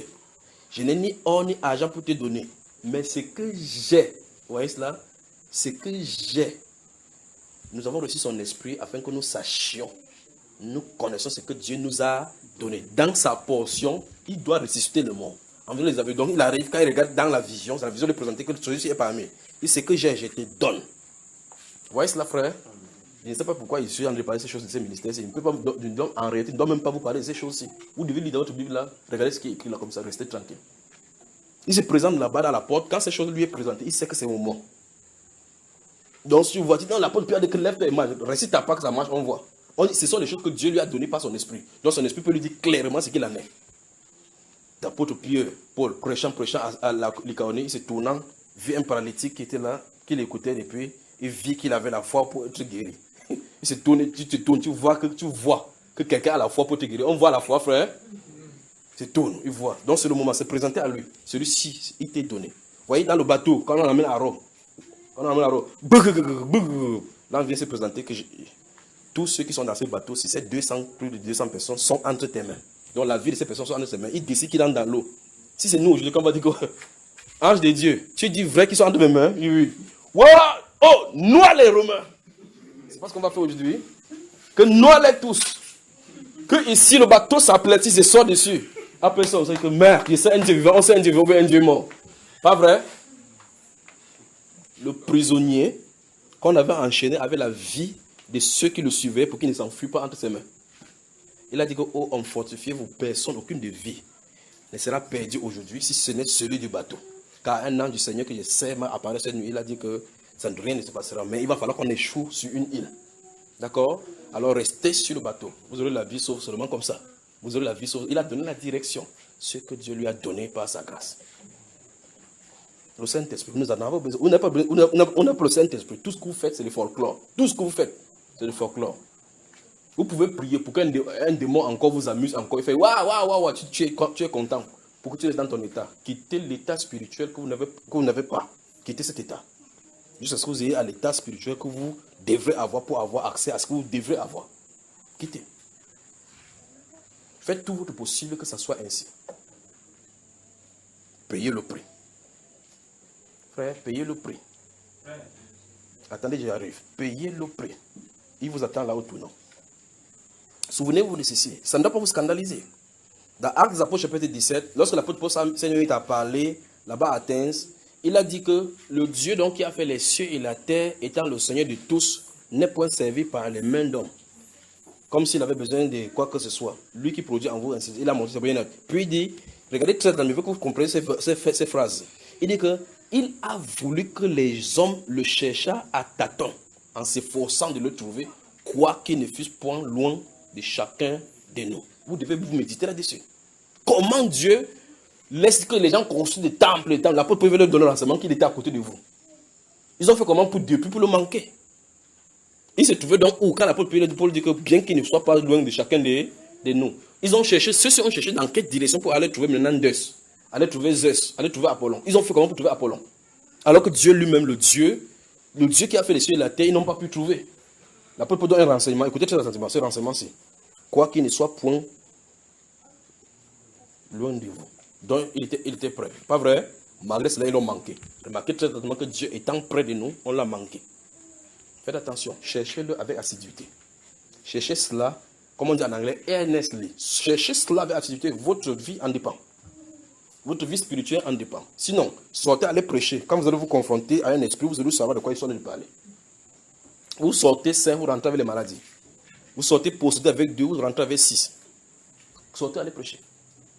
Vous allez comprendre que l'apôtre Paul a eu une confrontation avec le Seigneur Jésus. Avant que le Seigneur Jésus lui a dit que j'étais choisi du milieu de ce peuple et du milieu de païens vers qui je t'envoie.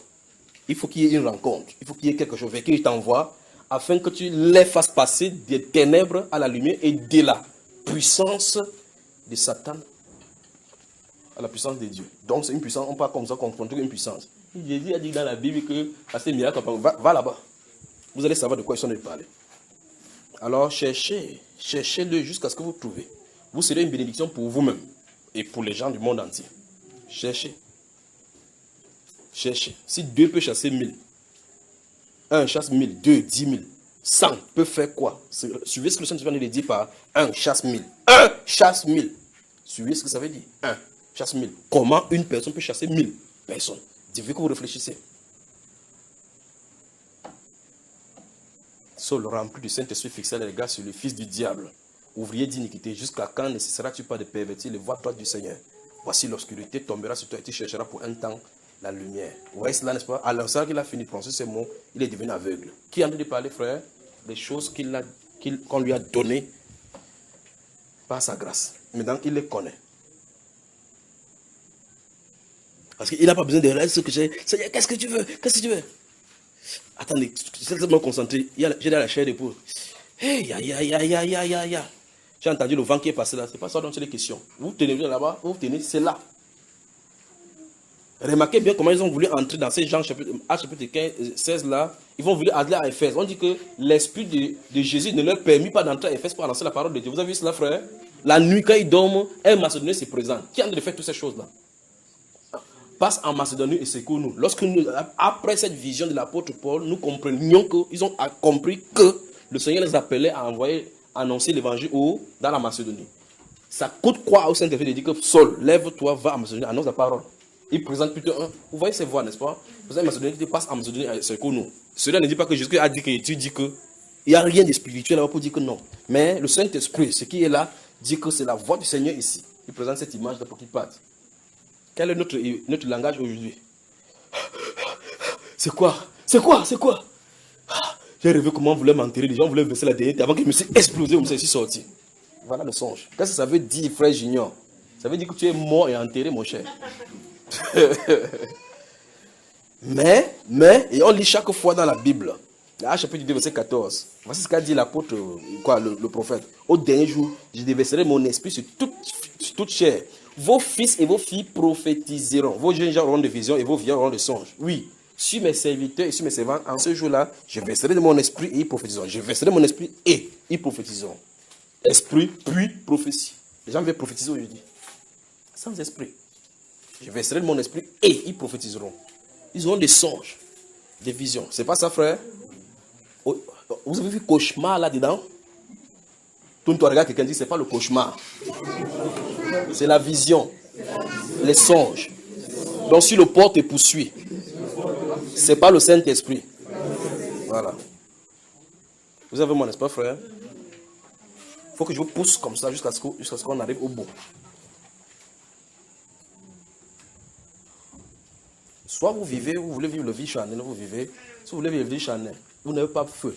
Allez dans les dénominations, chantez les dimanches, chantez, collez la sueur. I go dance, I go dance, I go dance, I go dance today. I go dance today, oh. The Lord has set me free. Regarde même le mot qui dit, the Lord has, que le Seigneur m'a délivré, has set me free, I go dance. Après, il faut me vivre dans l'adultère, dans la fornication. Mais elle chante que le Seigneur, la chanson dit qu'en fait, elle est censée être libérée. Mais quelqu'un chante comme ça, n'est pas libéré, il ne réfléchit pas que la chanson n'est pas pour elle-même, mais pour commencer. Donc il est temps qu'on fasse un stop, on vérifie où on se trouve. Faites cela, c'est votre vie, ça n'en est pas. C'est pour ça qu'il parlait tout à l'heure que s'il y a sur une échelle de 1000, le rassemblement, ce n'est que le 0,5 sur ces 1000 là. Le plus ultime, le plus glorieux de ces choses-là, qui coûte à 99%, non, c'est cette échelle de 1000, qui coûte peut-être 900, c'est votre relation d'intimité, de temps d'intimité avec lui. C'est à l'intérieur, c'est là où les secrets se préparent. C'est là où il dit des choses de vous. Déshabille ce qu'il faut déshabiller, vous met en nu, dissèque le cœur, enlève ce qu'il faut enlever. C'est là où ça se trouve. C'est pas ici. Ici, c'est pour que je vous dise ces choses-là, pour que vous partez, pour que vous dissèque. C'est ici ça que ça se passe là maintenant. Vous y avez mon frère? Donc alors, souvenez-vous attentivement. Or, nous n'avons pas reçu de l'esprit du monde, mais l'esprit qui vient de Dieu. Afin que, quand cet esprit que nous avons reçu qui vient de Dieu, c'est afin que nous sachions, que nous connaissions ce que Dieu nous a donné. Ça veut dire, avec l'esprit de Dieu, je peux savoir exactement quel est mon poste. Je veux toute votre attention. Avec l'esprit de Dieu me place automatiquement dans un lieu de travail, à un poste de service, me met en fonctionnement, m'assigne la limite, m'assigne ma tâche, me désigne exactement de façon spécifique ce que je dois faire. Ça, c'est par le Saint-Esprit. Vous avez moi? Afin que nous sachions, nous connaissions ce que Dieu nous a donné, ce qu'il nous a donné. Les choses nous sont données, mais c'est dans la coopération par le Saint-Esprit qu'on l'obtient et qu'on la manifeste. Ce n'est pas en récitant. Regardez très attentivement l'apôtre Paul. Dans Galates chapitre 1, verset 11 et suivant, il dit que quoi? Quand il était encore dans le péché, dans ce style de vie, il dit qu'il était assidu. Tout le monde sait cela, n'est-ce pas? Il dit, mais lorsqu'il plut à celui qui m'avait mis à part. Vous voyez là, n'est-ce pas? À celui qui m'avait mis à part de me révéler son fils Jésus. Il dit, ne montrez point à Jérusalem pour voir ceux qui fussent apôtres avant moi. Donc, ça veut dire qu'il avait été mis à part. Malgré qu'il a été mis à part, il faisait ces choses-là, cette vie de religion-là. Il n'était pas dans le plan, sur le sentier, au poste qu'il attendait. Mais lorsque le Saint-Esprit venait à lui, il était entré en fonction, n'est-ce pas, frère? Donc, la chose pour laquelle on avait mis à part est entrée. Maintenant, il dit que j'ai couvert le but. Vous voyez, je frappe pas comme battant l'air. J'ai couvert le but. Donc, il a un but. Il a quelque chose qu'il a dépourvu. Il a une mission à remplir. De bien remplir le ministère et d'annoncer. Il dit malheur à lui s'il ne fait pas. Parce qu'il sait exactement ce qu'il lui est donné. C'est comme charge. Il sait exactement ce qu'il en est. Il a des choses qu'il n'a même pas écrites. Parce que Jésus lui avait présenté, qui va se présenter encore à lui. Des choses qu'il va lui révéler dans la présentation. N'est-ce pas, frère? Donc, il a eu. Pourquoi? Parce que avec le Saint-Esprit, il peut maintenant savoir exactement quelle est là. Et il dit donc que ces choses-là, comme nous parlons, nous avons la pensée de Christ. Dans 1 Corinthiens chapitre 2. Nous avons la pensée de Christ. S'il dit nous avons la pensée de Christ, nous qui avons le Saint-Esprit, parce qu'en réalité, l'Esprit de Christ, l'Esprit de Dieu connaît, comme il a dit là-bas, qui est-ce qui connaît les choses de l'homme si ce n'est l'Esprit de l'homme? Et qui est-ce qui connaît les choses de Dieu si ce n'est l'Esprit de Dieu? Or, quand tu as l'Esprit de Dieu, tu as la pensée de Dieu. Donc tu peux savoir quelle est la volonté de Dieu sur telle chose. Quelle est la volonté de Dieu sur telle autre chose. Maintenant, on cherche cette volonté-là sans chercher à acquérir ce qu'il faut faire pour avoir cette volonté. Par conséquent, qu'est-ce qu'il faut faire? On cherche les gens qui ont l'Esprit de Dieu. Ce n'est pas l'attitude ici. L'attitude, c'est de chercher le Seigneur. L'attitude, c'est de chercher le Seigneur. Parce que quand il dit là-bas que, afin que nous sachions, nous connaissons ce que Dieu nous a donné par sa grâce, il n'y a pas ton Saint-Esprit quelque part que quelqu'un détient. Non. Tu as ta part de Saint-Esprit qui est le même esprit que chacun reçoit, n'est-ce pas? Et quand tu reçois cela, tu as la portion qui t'est assignée. Vous ne pouvez pas aller au-delà de cela. Courez vers cela, jusqu'à ce que vous l'obtenez. Courez vers cela jusqu'à ce que vous l'obtenez. D'accord, frère? L'Esprit de Dieu libère du péché. C'est la solution. Pas une des solutions, c'est la solution. Parce que c'est l'Esprit de vie en Christ Jésus. D'accord? Vous avez bien saisi, frère? Bien compris ici. Alors, ne dites plus ces choses en caressant la chair que non, la chair est faible. Il sait ça, c'est pour ça qu'il a fait cette œuvre à la croix. Non, la chair est faible, mais souvenez-vous, ça dit l'esprit est bien disposé. L'esprit est bien disposé. Il n'a pas dit la chair est bien faible. Il a dit la chair est faible, mais l'esprit est bien disposé. Donc, l'esprit est disposé. Avancez vers l'esprit. Ne vous focalisez pas sur la chair pour dire que la chair est faible. Ah, frère, je dis, tu sais que la chair est faible. Moi, je suis fait en fer. Vous pensez que ceux qui sont écrits la Bible là-bas, quand vous voyez les injonctions qui sont données là-bas, ils étaient acceptés. Est-ce qu'eux n'avaient pas ils n'obéissaient pas à la même chose que nous vivons là maintenant? Ils n'obéissaient pas, frère? Question. Donc, la vie de l'esprit, on va encore y revenir là-dessus bien même. Oui. Dans le développement, tu es en train de parler, et puis tu as cité un propos, tu disais il faut payer le prix. Oui. Je pensais que tu devais développer, mais tu n'as pas développé. Je voulais donc savoir comment donc payer le prix. Tu prends l'argent, tu peux acheter le prix là. C'est-à-dire que tu viens, tu parles, on vend. Tu dis que le prix c'est combien? Comme Simon le magicien a fait, pas vrai, frère? Tu achètes. C'est ça dont je te parle. Quelle monnaie? Lui, il a acheté de lui. Tu vois quelle monnaie il a fait? Le monnaie de taux d'échange. Tu regardes ce qu'on appliquait là-bas. Des questions?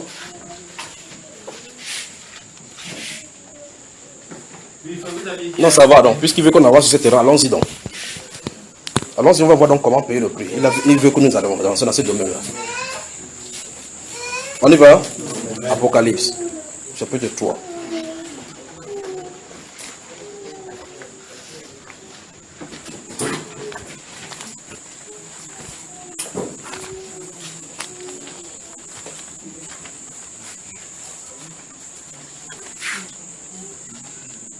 Apocalypse chapitre 3,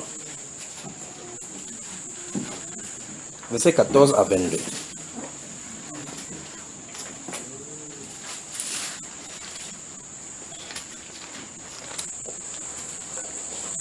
Mon frère, tu peux lire, ma Bible est collée là partout. Là, allons-y. Voici ce que dit l'ange. Ça, c'est écrit en grec, frère. Je me suis perdu. Tu étais perdu. Au début comme ça. Tout à fait. Tandis que même ton prix. Frère, tu peux nous lire. Allons-y. Verset 14 et suivant. Écrit à l'ange de l'église de Laodicée. Voici ce que dit l'Amen, le témoin fidèle et véritable. Plus fort encore. Écrit à l'ange de l'église de Laodicée. Voici ce que dit l'Amen, le témoin fidèle et véritable, le commencement de la création de Dieu. Je connais tes œuvres. Je sais que tu n'es ni froid ni bouillant. Puisses-tu être froid ou bouillant.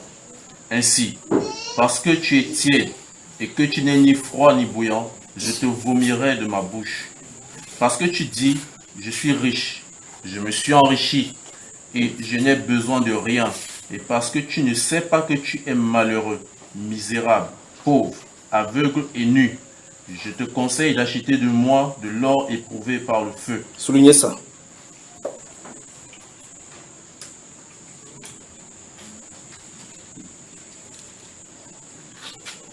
De l'or éprouvé par le feu, oui. Je te conseille d'acheter de moi de l'or éprouvé par le feu, afin que tu deviennes riche, et des vêtements blancs, afin que tu sois vêtu et que ta honte et que la honte de ta nudité ne paraisse pas, et un collier pour oindre tes yeux. Stop. Soulignez un collier pour oindre tes yeux.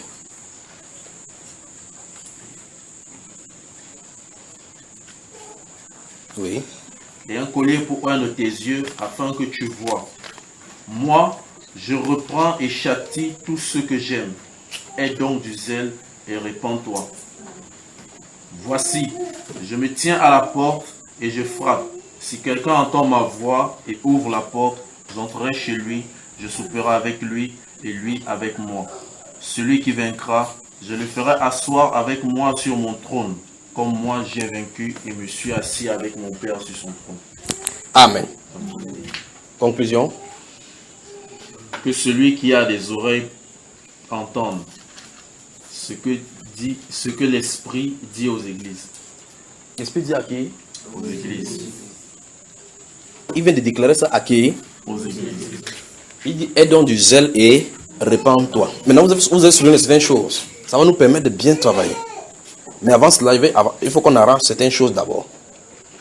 Il va aller dans la Bible et vous expliquer certaines choses pour que vous compreniez ce qu'il en est.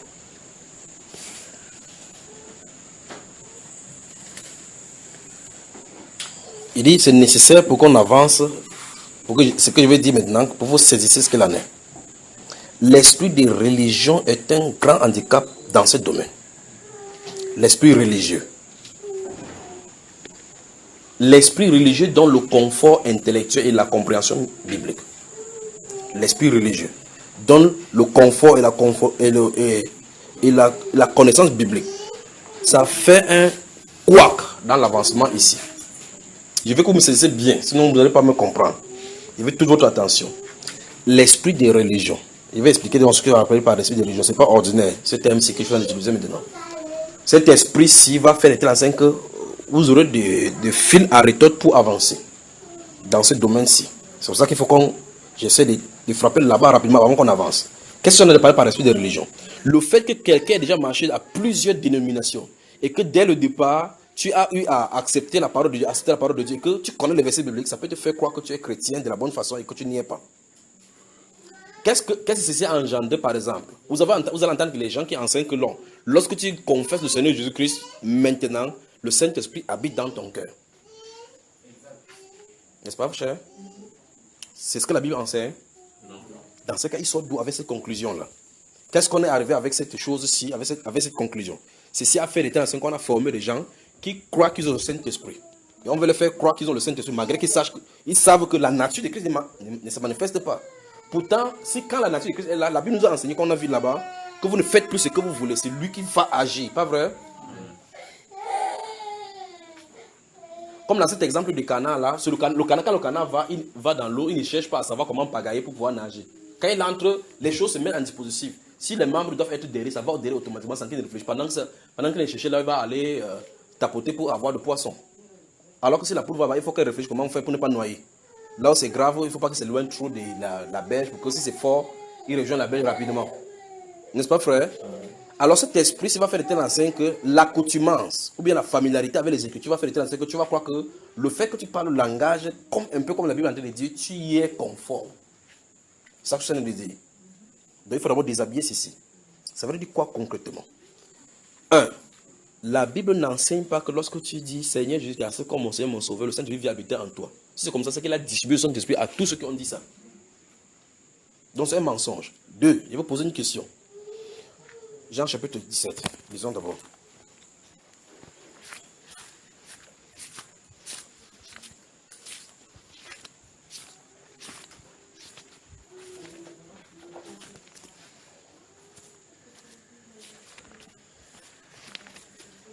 Jean le chapitre 17. Je vais la partir du verset 1. On va lire doucement, puis il va avancer. Là, il va avancer. Jean chapitre 17, vous y êtes?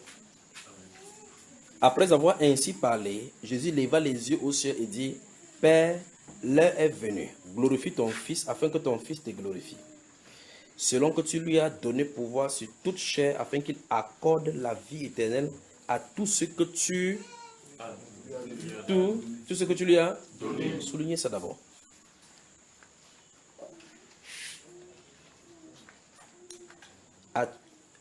Regardez, soulignez à partir de afin qu'il accorde.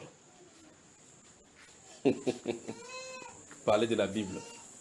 Non, tout le monde, venez, vous tous, vous avez accès à la vie éternelle, venez.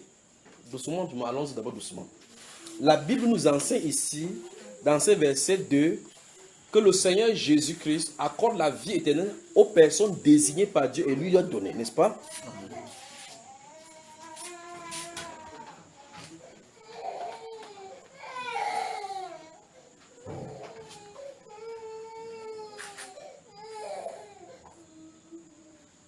Dans le verset 2 nous enseigne, selon que tu lui as donné pouvoir sur toute chair, afin qu'il accorde la vie éternelle à tout le monde.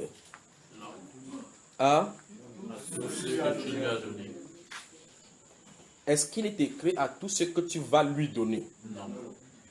La vie éternelle vient à qui? À quel moment Dieu a donné cette personne-ci à Jésus?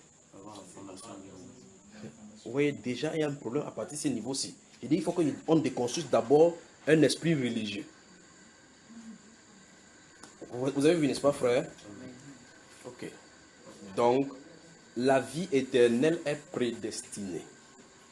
Ou mieux, l'obtention de la vie éternelle est prédestinée. Ou bien l'acquéreur de la vie éternelle, celui qui obtient la vie éternelle, c'est prédestiné. N'est-ce pas? Vous ne pouvez pas y échapper. Pourquoi tu fasses derrière le visage de mon frère? Il y a un problème? Ok. On avance, c'est bon, n'est-ce pas? Ok. Maintenant, la vie éternelle, c'est qui te connaît, toi, le vrai Dieu. Tu es dans cette humilité, tu connais le verset, c'est par cœur. Pas vrai? Maintenant, regarde, il rit maintenant. La vie éternelle, c'est qui te connaissent, toi, le seul vrai Dieu, et celui que tu as envoyé, Jésus-Christ. Sur ce verset, à partir d'ici, les témoins de Jéhovah disent donc que c'est pour ça qu'ils sortent les livres, ils font les études bibliques pour que les gens apprennent à connaître Dieu. Quand ils apprennent à connaître Dieu par les études, où ils viennent chez vous, ils ont le temps de travail chez vous. Ils ont le temps de travail en faisant cela, vous connaissez Dieu pour avoir la vie éternelle. C'est pas ce que le verset nous dit.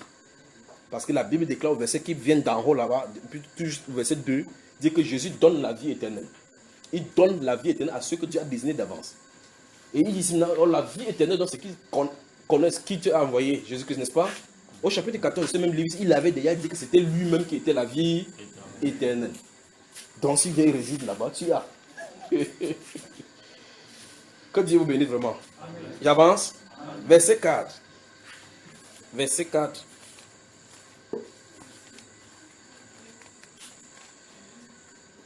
J'étais glorifié sur la terre. J'ai achevé l'œuvre que tu m'as donné à faire. Et maintenant, toi, Père, glorifie-moi auprès de toi-même de la gloire que j'avais auprès de toi avant que le monde fût. Écoutez très attentivement, j'arrive doucement pour ce que nous allons faire maintenant, parce que la chose que vous avez soulignée dans Apocalypse, là, par rapport à payer le prix, c'est dans une autre, la prochaine fois qu'on va voir, parce que je sens qu'il faut qu'il place d'abord les jalons. J'ai fait connaître ton nom aux hommes que tu m'as donnés du milieu du monde. Vous y êtes? Y a-t-il un enseignement où Jésus a dit que le nom du Père c'est Jéhovah? Non. Alors, qu'est-ce que le Seigneur nous dit que les gens que Dieu lui a donnés au milieu du monde, il leur a fait connaître le nom du Père? De quoi est-ce qu'il a donné parler? Vous devrez répondre à cette question-ci. Le Seigneur Jésus dit clairement ici, il dit j'ai fait. En haut, il a dit qu'il a achevé l'œuvre qu'il avait donné de faire. Donc il avait pour mission de faire connaître le nom de Dieu au peuple que Dieu a donné. Celui-là. Fais-le connaître mon nom. Vous avez vu un seul verset dans tout son ministère où il a dit que le nom du Père c'est ceci? Non. La question c'est qu'est-ce que Dieu est en train de dire? Jésus est en train de dire, c'est pas j'ai fait connaître ton nom aux hommes que tu m'as donné du milieu du monde. Il n'a pas fait connaître ça à tout le monde. Tout le monde n'a pas cela. Il y a des gens au milieu du monde que Dieu a choisi, que va leur faire connaître mon nom. Donc connaître même le nom de Dieu, c'est une prédestination. Ça choque pas, vrai frère? Mais c'est la vérité. J'ai fait connaître ton nom à tout le monde, Non. aux hommes que tu m'as donné du milieu du monde. On avance? Ils étaient à toi. Ils étaient à toi. Vous suivez ça? Hein? Ils, ces hommes-ci du milieu du monde, étaient à toi. Ça peut choquer, mais c'est la vérité. Et tu me les as donnés. Ils étaient à toi. Tu me les as donnés. Donc, le Seigneur est descendu pour une tâche spécifique. Notez Galates chapitre 4, le verset 6 et 7. Galates chapitre 4, verset 6 et 7. Notez, j'avance là rapidement, notez seulement. On est dans la continuation de la question de ces frères-là. Je crois qu'on va vraiment développer cela. Ils étaient à toi et tu me les as donnés. Écoutez. Et ils ont quoi? Il dit, et ils ont gardé ta parole. Le Seigneur dit qu'ils ont gardé la parole, que les disciples, ceux qu'il a choisis du milieu du monde, ils ont gardé la parole. Ça, c'est des choses, des grandes choses. Là. Maintenant, ils ont connu que tout ce que tu m'as donné vient de toi. Car je leur ai donné les paroles que tu m'as données. Et ils les ont reçues. Soulignez, ils les ont reçus. Vous entourez reçus. Si vous avez fini, vous donnez un autre passage. Vous avez moi? Notez maintenant Jean chapitre 6, verset 45.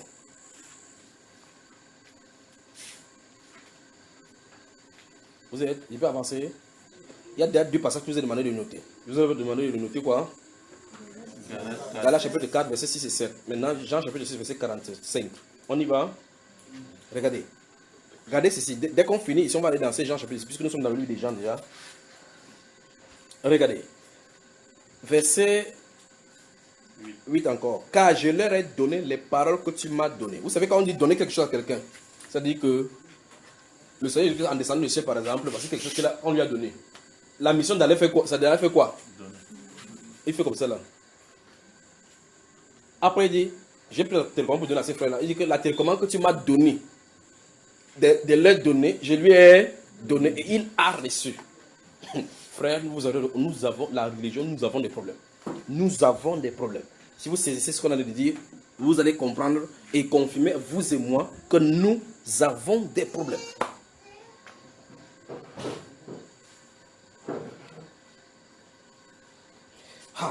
Verset 9. Et ils ont vraiment connu que je suis sorti de toi et ils ont cru que tu m'as envoyé.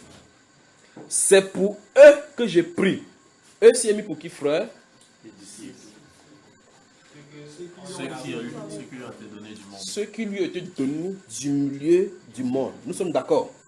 Ok. C'est pour eux que je prie. Je ne prie pas pour le monde. Je crois qu'une fois de plus, ici, il a été un peu plus clair. Qu'il a distingué sa prière, il a orienté ses prières, n'est-ce pas? Mais pour ceux que tu m'as donné en bas, je crois que la réponse était même en bas.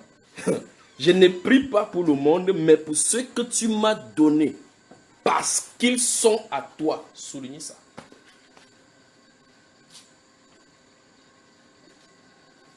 Je crois que si quelqu'un ne veut pas comprendre ça, qu'il déchire le livre des gens. Parce que là, maintenant, c'est choquant. Là, maintenant. Donc, Jésus veut dire clairement qu'au milieu du monde, Dieu a son peuple au milieu. Et donc, il s'adresse par rapport à ceux-là. Quand il a dit, vous aurez des tribulations dans le monde, qui va causer des tribulations à ceux-ci? Parce que je vous ai choisi du milieu du monde, pour cela le monde vous hait. Le monde, ce n'est pas un esprit, c'est pas... Le monde, c'est un système de gouvernance qui va s'exercer dans les êtres qui lui appartiennent sur ce système-là. Vous voyez cela? J'avance, frère? Amen. Vous êtes d'accord que j'avance? Ok, oh, je suis encore venu maintenant. Écoutez, et tout ce qui est à moi est à toi. Et ce qui est à toi est à moi, et je suis glorifié en eux. Je ne suis plus dans le monde, et ils sont dans le monde, et je vais à toi, Père Saint. Garde en ton nom ce que tu m'as donné. Garde, c'est le E. Garde, souligne. Garde, souligne, encadré en ton nom.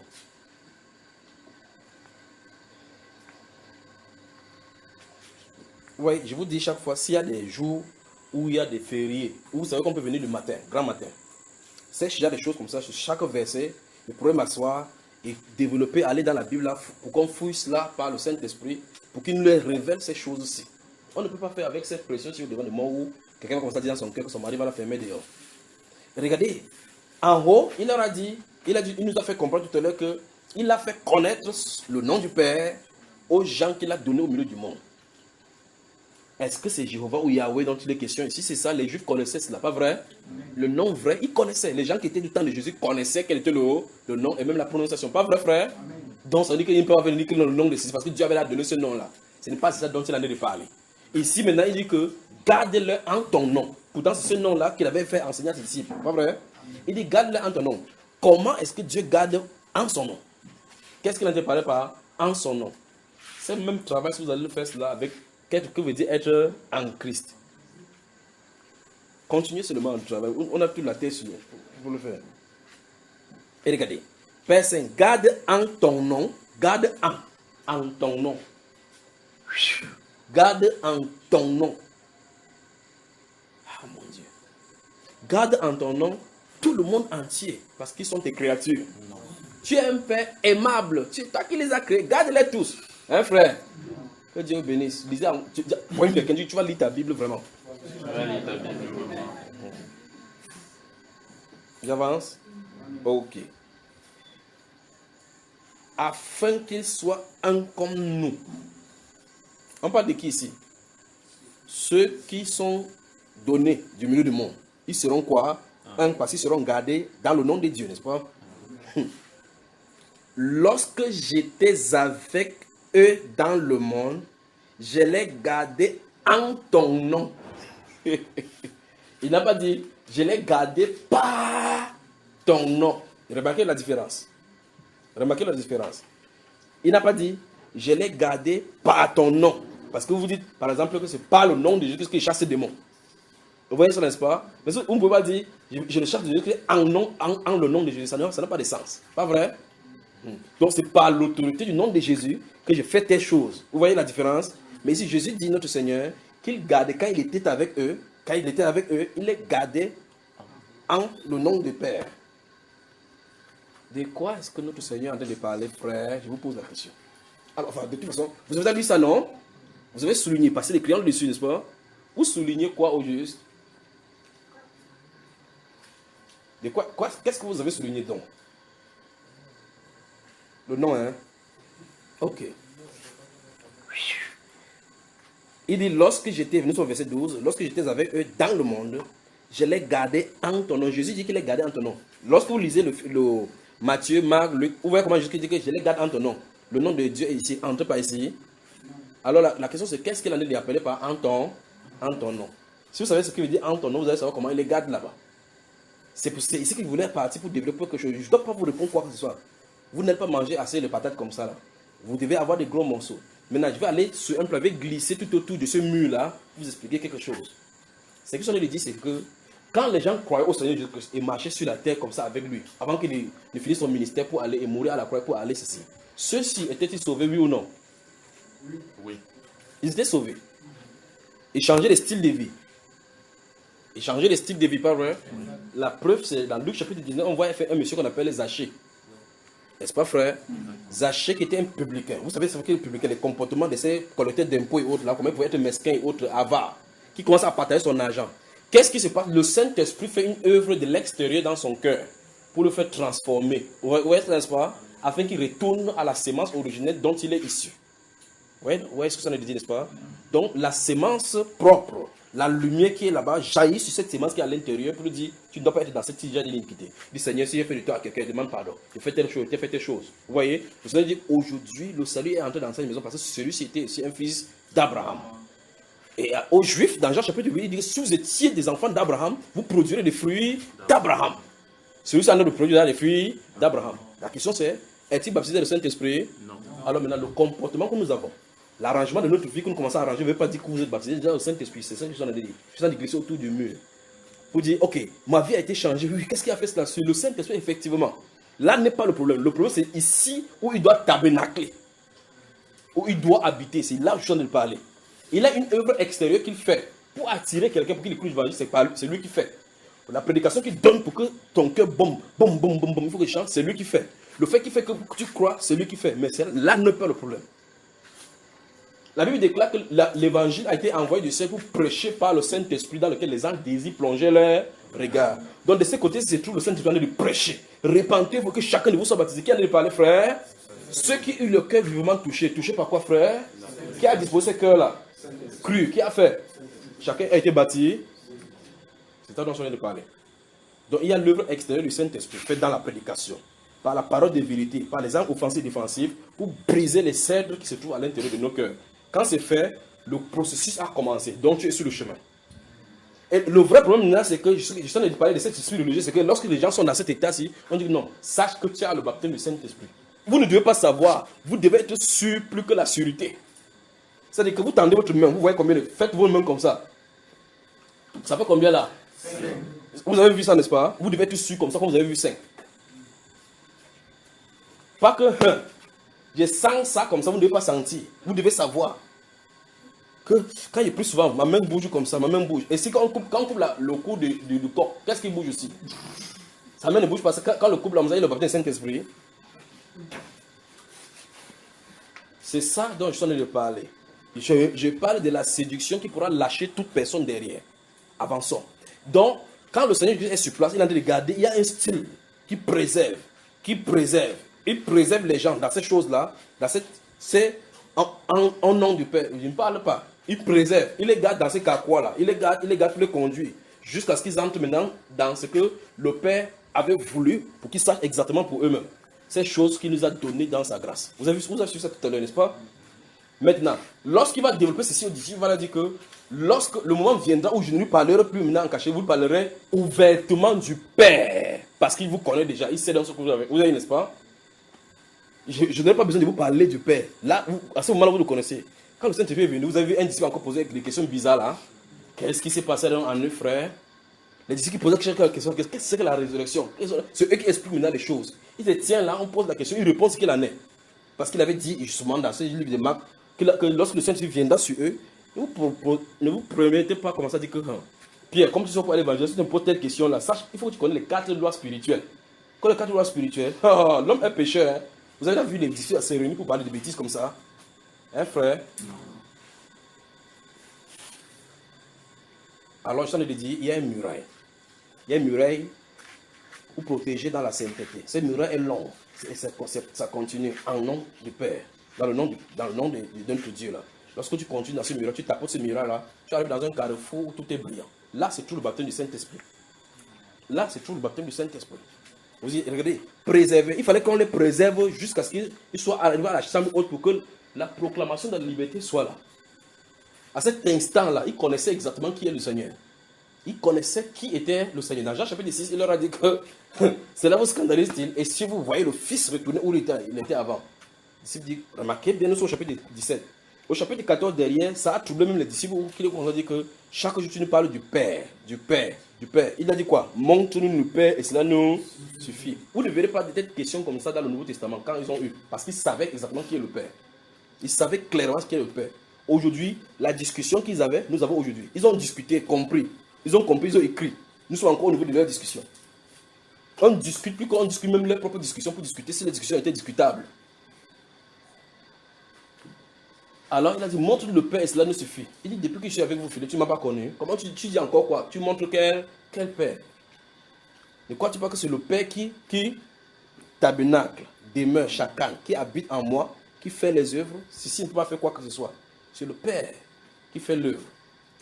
Le Père qui habite en moi. C'est un défi pour quelqu'un d'ouvrir sa bouche pour dire que le Père habite en lui. Le Père dans le Fils dans le Père. Il dit, qu'est-ce que tu racontes là? Qu'est-ce que tu racontes? Il a dit ce qu'il a dit. S'il était le Père, il priait qui? Quand tu dors, tu dois savoir où tu es, tu peux voler. Que j'étais en Californie, tu ne connais même pas, tu n'as pas le passeport, tu étais en Californie, tu es dans des rêves, tu te poses la question comment tu peux être en train de conduire le Caterpillar jusqu'à ce que tu es là-bas. Continuons ici dans ce chapitre 17, regardez. Vous êtes avec moi? Verset 12 encore. Lorsque j'étais avec eux dans le monde, je les gardais en ton nom. Vous avez souligné? J'ai gardé ce que tu m'as donné. Et aucun d'eux ne s'est perdu, sinon le fils de perdition, afin que l'écriture fût accomplie. Donc Jésus veut nous dire clairement qu'il a refusé de garder Judas. Vous avez su ça? Non. Je les ai gardés, tout ce que tu m'as donné, je les ai gardés. Aucun d'eux ne s'est perdu, sinon le fils de perdition. Donc il ne l'a pas gardé.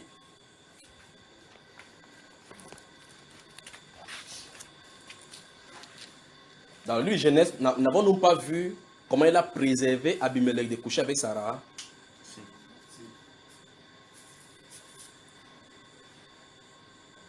Avance, frère. C'est pas fini. Regardez. Et maintenant, je vais à toi et je dis ces choses dans le monde afin qu'ils aient en eux ma joie parfaite. Je leur ai donné ta parole et le monde les a haïs parce qu'ils ne sont pas du monde. Comme moi, je ne suis pas du monde. Même identité, même sémence, même origine. Des pèlerins. Je ne t'ai pris pas de les ôter du monde, mais de les préserver du mal. Il prie pour qui, frère? Okay. Je me tue à dire chaque fois que si vous êtes dans le plan de Dieu, au poste que Dieu vous donne, tout ce qui vous arrive est prédestiné. Ce que Dieu a connu d'avance qui se trouve dans le monde, tout ce qu'il a écrit, c'est écrit dans le livre. Que tu vas rencontrer une femme qui va te faire la vie dure, un moment où tu vas voir t'assassiner, avant que quelqu'un va venir te prêcher, tu vas croire. C'est ton lot, c'est écrit comme ça. Je ne te prie pas de les ôter du monde, mais de les préserver du mal. Vous voyez, regardez. Ils ne sont pas du monde, comme moi je ne suis pas du monde. Sanctifie-les par ta vérité, ta parole est la vérité. Comme tu m'as envoyé dans le monde, je les ai aussi envoyés dans le monde. Et je me sanctifie moi-même pour eux, afin qu'eux aussi soient sanctifiés par la vérité. Ce n'est pas pour... Après il dit maintenant, regardez. Ce n'est pas pour eux seulement que je prie, mais encore pour tout le monde entier. Pour ceux qui... Donc, il priait pour le premier groupe là, en disant que la même prière est dirigée pour quand ils vont venir parler. Ceux qui vont proposer de joindre, la même prière est adressée pour eux. Vous voyez comment Dieu nous a préservés, frères. Vous voyez comme quelle grâce on en a. Il dit, maintenant, il dit, afin que tous, c'est-à-dire que ceux qui sont ici, ceux qui sont plus tard, souvenez-vous dans Jean chapitre 10, il avait dit qu'il y a d'autres disciples qui ne sont pas de ces bergeries. Celles-là, il va les amener, n'est-ce pas? Afin que tous soient un comme toi, Père. Tu es en moi et comme je suis en toi. Afin qu'eux aussi soient un en nous, pour que le monde croie que tu m'as envoyé. Je leur ai donné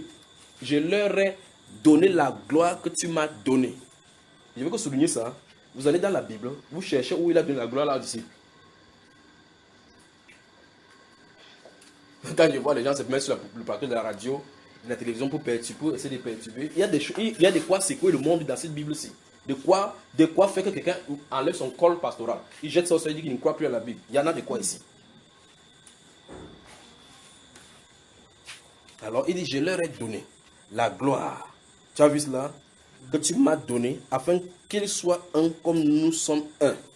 Moi en eux et toi en moi, afin qu'ils soient parfaitement un et que le monde connaisse que tu m'as envoyé et que tu les as aimés comme tu m'as aimé. Est-ce que vous pouvez imaginer que le même amour que Dieu a pour Christ, c'est le même amour qu'il a pour nous? Vous voyez cela, frère? Parce que Christ habite en nous. Regardez. Père, je veux que là où je suis, ce que tu m'as donné soit aussi avec moi. Est-ce que sa volonté sera refusée? Non. Frère, je m'envolerai un de ces jours vers lui. Amen. Merci pour cela. Afin qu'il voie ma gloire, la gloire que tu m'as donnée, parce que tu m'as aimé avant la fondation du monde. Père juste, le monde ne t'a point connu, mais moi je t'ai connu. Et ceux-ci ont connu que tu m'as envoyé. Je leur ai fait connaître ton nom et je leur ferai connaître. Connaître quoi? Ton nom. Afin que l'amour dont tu m'as aimé soit en eux et que je sois en eux. Ok. Je leur ai fait connaître ton nom. Je vais encore leur faire connaître. C'est-à-dire que quoi? Je m'appelle Junior. Demain. Je m'appelle Junior et... C'est ce que Jésus a dit, non frère? Il a fait connaître le nom. Je m'appelle Junior. Demain encore, il dit qu'il va encore faire connaître. Je t'avais dit hier que je m'appelle Junior. Il dit quand il va faire comme ça, l'amour sera bien dans eux pour que Dieu entre bien dans leur corps. Regardez ce qui est écrit. Disons encore, dernier verset, allons-y. Je leur ai fait connaître ton nom et je le leur ferai connaître afin que l'amour dont tu m'as aimé soit en eux et que je sois en eux. Pour qu'il soit en eux, pour qu'il soit en toi, il faut qu'il te fasse connaître le nom du Père. Il doit te faire connaître le nom du Père. Quand il te fait connaître bien le nom du Père, il vient à l'intérieur. Tu parles de Bible. Donc quand on prie là-bas, ma main a tremblé. J'ai commencé à faire, j'ai pris dans ma chambre, la langue a fait. C'est pas ça qui est reçu. Vous allez réfléchir 2 fois encore. Jean chapitre 6.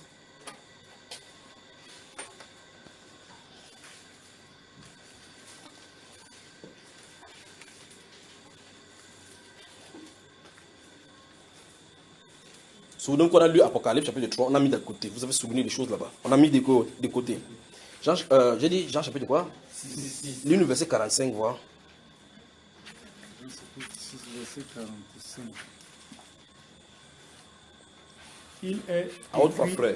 Il est écrit dans les prophètes. Oui. Ils seront tous enseignés de Dieu. Oui. Ainsi, quiconque a entendu le Père et a reçu son enseignement vient à moi. Amen. Ok. Maintenant, regardez, je vais poser la question. Vous êtes prêts que je pose la question? Vous me posez pas la question, non? Et je vous dis, si vous ne posez pas de questions, moi je vous en pose, n'est-ce pas? Vous ne voulez plus répondre maintenant? Je vous pose ou je ne vous pose pas? Pose la question. Ok. Dans Jean chapitre 6, Jésus dit comment les gens viennent à lui. Souvenez-vous de ce qu'il a dit dans Jean chapitre 17. Il dit, je leur ai donné ta parole et ils ont reçu. N'est-ce pas? Il dit, il est écrit dans le livre des prophètes. C'est écrit dans le livre d'Ésaïe chapitre 54, verset 13, d'accord? D'accord, si vous avez votre livre, c'est écrit là-bas. Il dit, il est écrit, ils seront...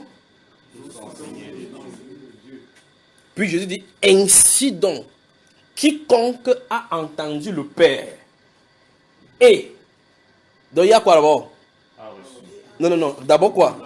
Entendu le Père, et a fait quoi?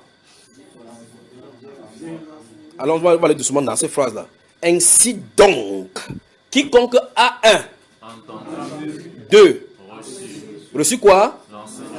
De qui? Du Père. Fait comment? À qui? Comment avez-vous venu en Christ? Bonne soirée. Bonne soirée. Je vais vous saluer.